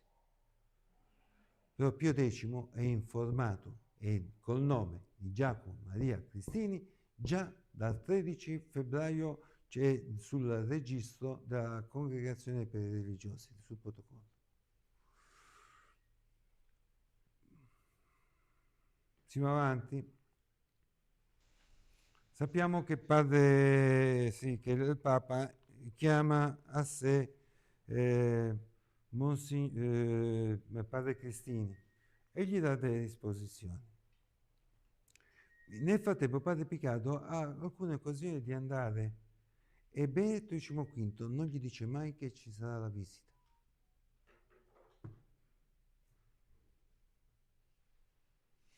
Lo viene a sapere solo molto tardi che ci sarà la visita. Lo viene a sapere, fatemi ricordare qui, allora vi dico le date. 22 giugno Minetti scrive alla congregazione religiosa per attirare l'attenzione dei superiori maggiori onde possano con l'aiuto di Dio rimetterci nel buon cammino. Il 28 dicembre Minetti contro il trasferimento della casa di noviziato. 11 gennaio lettera del cardinale Basilio Pompili in cui chiede il visitatore della congregazione religiosa. 10 febbraio il cardinale Domenico Serafini con prefetto 10 gennaio presenta a Benedetto XV la richiesta della visita e propone il nome di padre Giacomo Maria Cristini. 10 febbraio. Non è passato nemmeno un mese. 13 aprile, padre Cristini riceve l'incarico ma non ancora il decreto. Probabilmente manifesta delle difficoltà. 29 maggio, padre Cristini riceve il decreto per la visita apostolica. Maggio, giugno, luglio, agosto. 6 giugno, di nuovo, padre Cristini viene ricevuto in udienza privata da Benedetto XV, sempre per la congregazione. 23 luglio, finalmente, padre Piccardo, in un momento di colloquio privato, è presente anche padre Gaggero, si intrattiene circa 20 minuti in udienza privata. È il momento in cui viene a sapere che verrà il visitatore. E a un certo momento d'urgenza viene chiamato, convocato a Roma il 18 agosto, la visita inizia il 19, padre Piccardino. Perché Piccardino? Perché padre Piccardino era considerato da tutti, a parte il fatto, tutti pensiamo alla parentela, dimentichiamoci la parentela, padre Piccardino era stimatissimo da tutti, chiaramente meno, abbastanza da Minetti, non da Olcese. Viene chiamato da Benedetto XV, va in udienza a Benedetto XV e la prima cosa che gli dice XV, a parte che dal giorno seguente sarebbe iniziata la visita apostolica, che questa casa non serve più, questa casa è finita. E inizia dunque la visita. Questo padre Cristini manda una lettera a tutti i confratelli, prima a padre Piccardo, brutte le cose, perché queste forme, nemmeno un minimo di empatia, no? E poi prende la lettera, quello che gli ho detto l'errore di padre Venturino, prende la lettera, lui è stato visitatore dei Teatini, prende la lettera, c'era la minuta, prende la lettera ai Teatini, gli cambia il primo paragrafo, destinato a padre Piccardo, si mette a padre Piccardo e gli manda la lettera. Tutto adesso, tutto quanto è assolutamente uguale, solo che una è stata inviata, in quel momento era al Sant'Alfonso, precedentemente a via Merulana, mentre precedentemente era al non mi ricordo verso via Prati. Però prende la lettera che aveva mandato ai Teatini, gli cambia il primo paragrafo, cioè dice l'intestatario invece di essere Francesco Puti e Cristiano Giuseppe, e gliela manda. E tutti pensavamo, ma invece... E si avvia la visita. Adesso padre Piccardino a un certo punto il visitatore non si mette più in relazione con padre Piccardo, ma con padre Piccardino, che era considerato, diciamo, colui il quale rappresentava quella parte della congregazione, diciamo, che non era dalla parte di Minetti e di Olcese. Scrive, vi leggo solo alcune cose. Risponde con 2 lettere.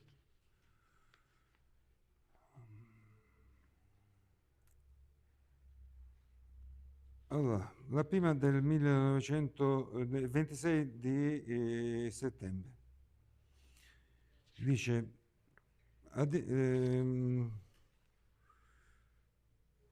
nella mia precedente ho accennato di sfuggita differenze, una era molto breve. Differenze di veduta, una di prima importanza è quella che vorrebbe restringere alla nostra congregazione il campo del suo lavoro.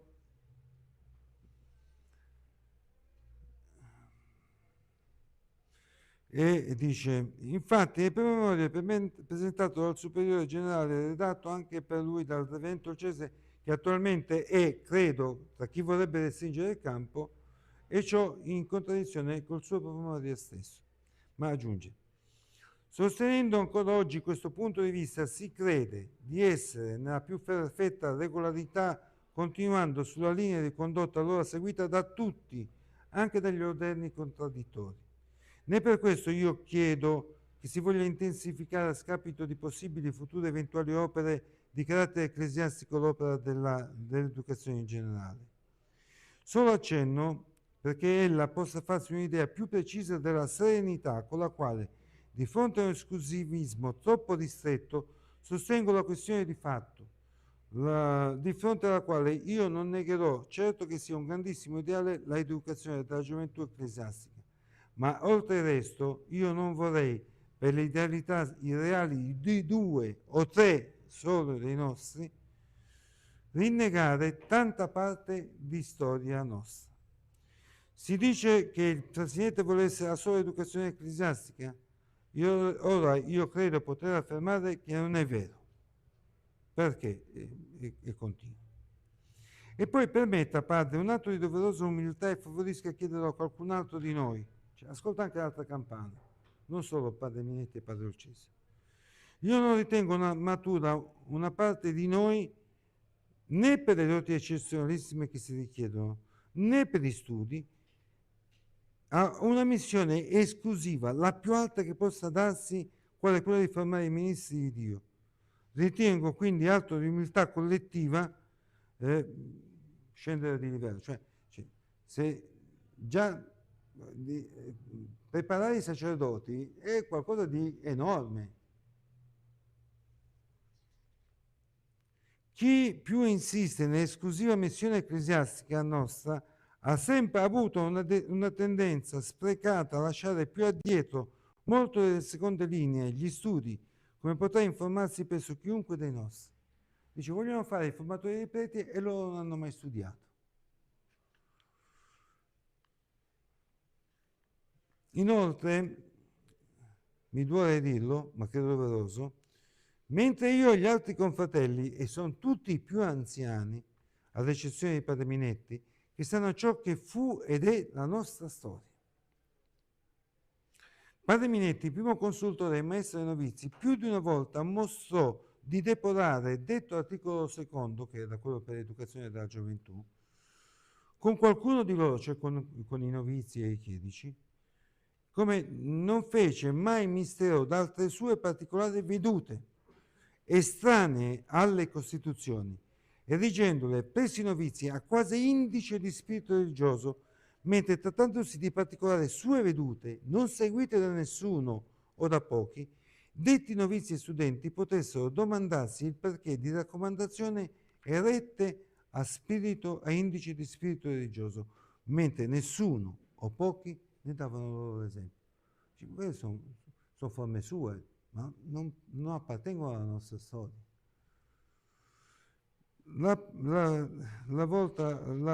L'altra lettera mette di mezzo la casa. Dice, questo è l'Istituto Mascherone, la difficilissima posizione nostra a Roma, per l'indole non consona alla nostra istituzione che la Casa di Roma è venuta ad assumere, le deficienze nostre, ammettiamole, ma ingrandite da chi aveva interesse di farlo, ingrandite. Reverendissimo Padre, era il più vecchio di me, conosce il mondo meglio di me.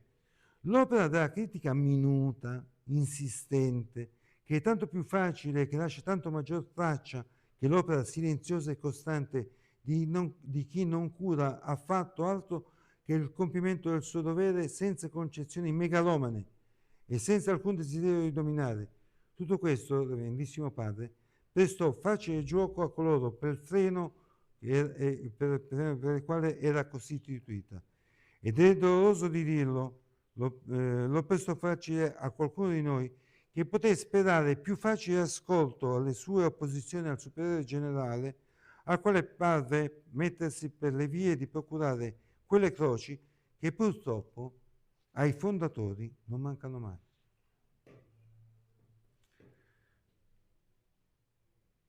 Il ritiro di Monsignor Faberi è accusato da loro di sostenere il superiore generale, ciò che spesso non fu, è venuto a privare la congregazione di chi avrebbe potuto informare dare informazioni seppure variabili sul suo conto e sui singoli membri. Poi aggiunge alla fine: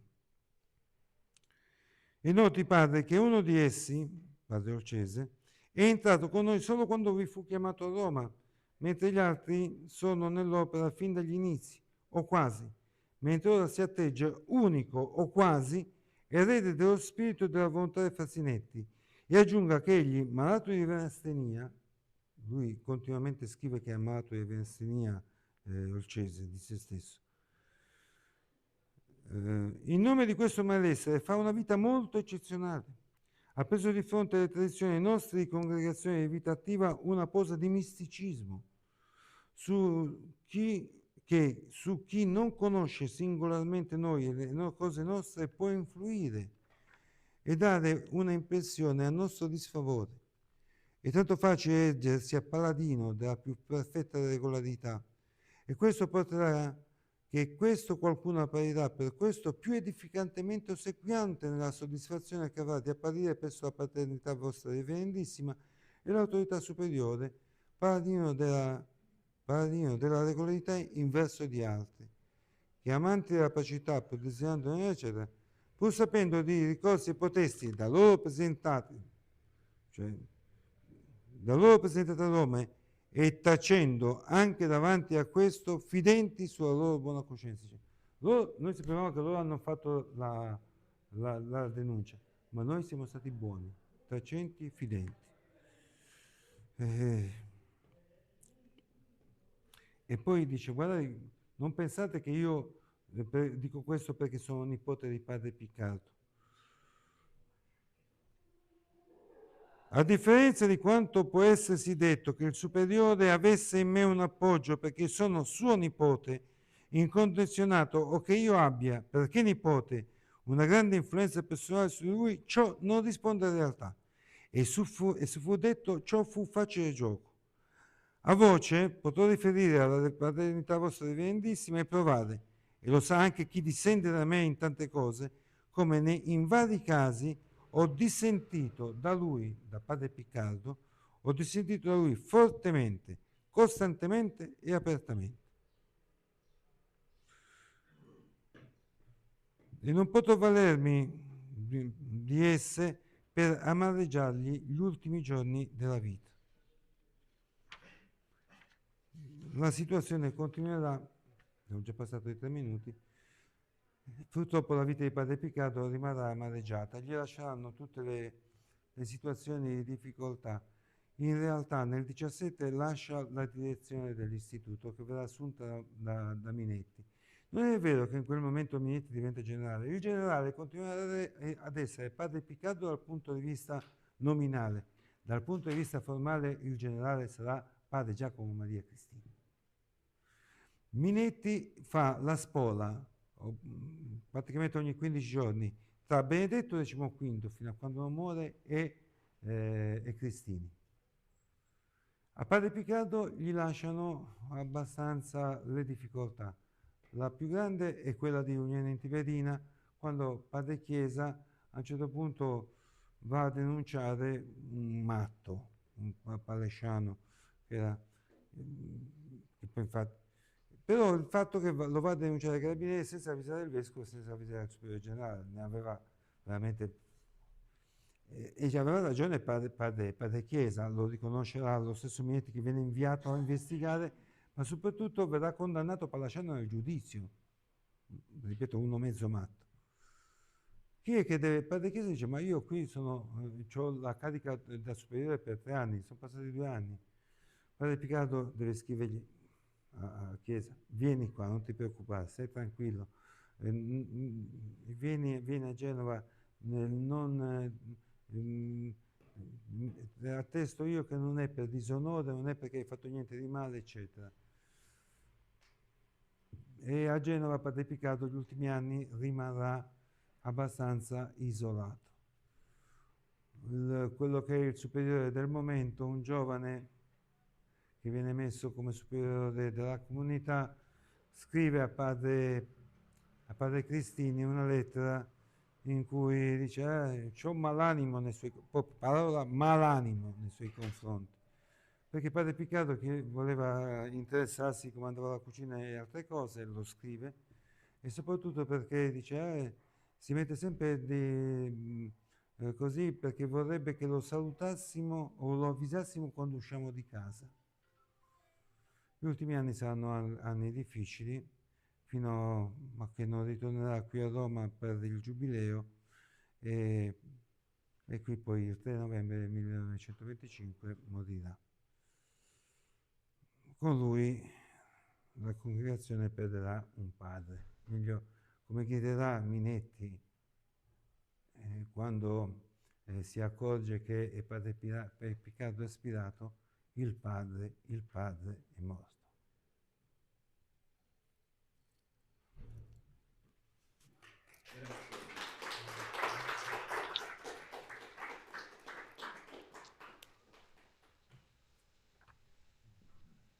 Abbiamo 10 minuti, se qualcuno vuole fare domande o comunque dire qualcosa può farlo, se no poi rimaniamo a stasera.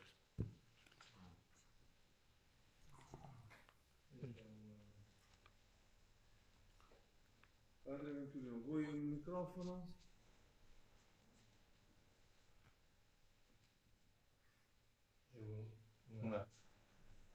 Sì, sì, sì, funziona. Funziona. Funziona, funziona. Funziona.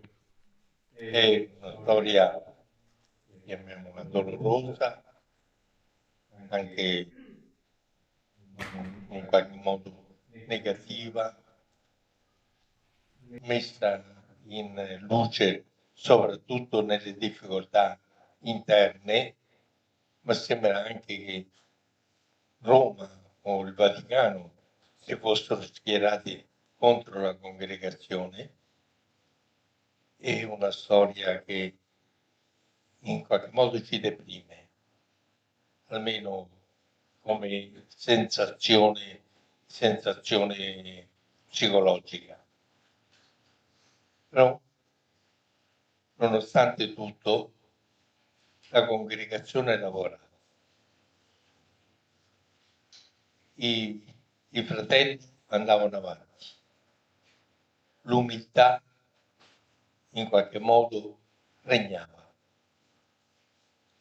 Il bene che era impostato era un bene che non cavalcava, ma procedeva. E qui possiamo dirci Digitus Dei est hic.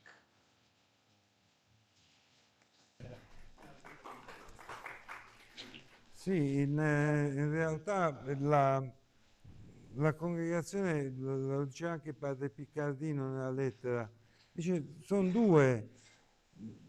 La motivazione della visita, ripeto, c'erano delle difficoltà che erano difficoltà oggettive, ma non ce l'avevamo mica solo noi. Non erano mica solo i figli di Maria che avevano queste difficoltà.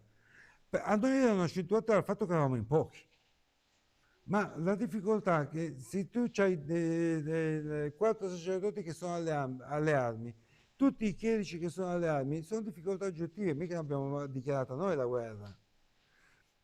Però a un certo punto viene messo tutto quanto nel calderone e praticamente c'è una regolazione dei conti che nasce, a mio avviso, ancora da quella famosa storia dei beni di Genova. E con tutto, padre Benedetto XV, però ha continuato pure lui in quella situazione. Ci possiamo fare niente.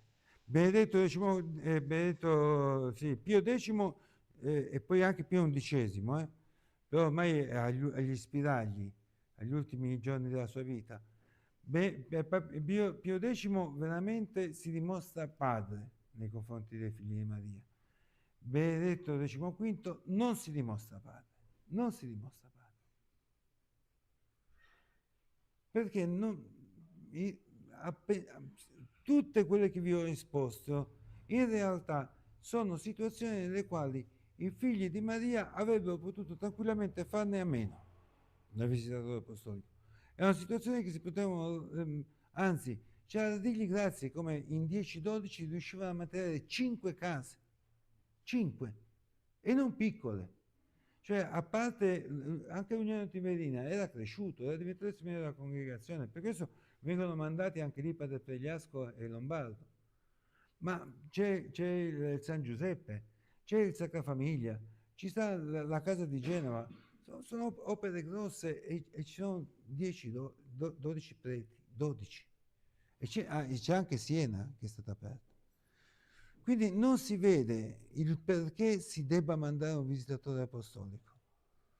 L'unico motivo per cui, a mio avviso, si manda il visitatore apostolico è perché in realtà padre Piccardo è amico di Faberi ed era legato a Pio X. Pompili vuol fare piazza pulita e Benedetto XV lo asseconda. Ma non è in negativo, io sto dicendo che i figli di Maria, e lo dice anche Piccardino, tutti concordamente lavorano. E domani gli dice al visitatore, e vai a domandare agli altri. Il visitatore in 11 anni edotti di visita apostolica non è mai voluto andare a vedere le case, è venuto qualche volta al Mascherone. A un certo punto anche Minetti gli dice, guardi, non ti preoccupi, il treno, appena arriva c'è la carrozza, lo portiamo noi. non ne vuol sapere, non si muove, cioè non conosce le case. I confratelli Cristini praticamente chiede ai confratelli la delazione. Gli dice, io non voglio, scrivetemi voi, non vi preoccupate, io manterrò il segreto. Cioè, visita apostolica un tubo. Cioè, questa è peggio di un commissariamento.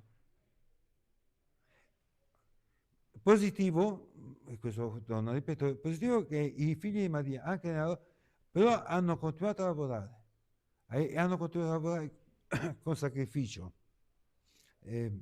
In epoca di guerra, i confratelli che muoiono, a parte qui Peruffo, da quello che dovevo dire poi non ho detto, Peruffo che muore qui, Cesena, sono delle situazioni gravissime per la congregazione, ci sono dei lutti.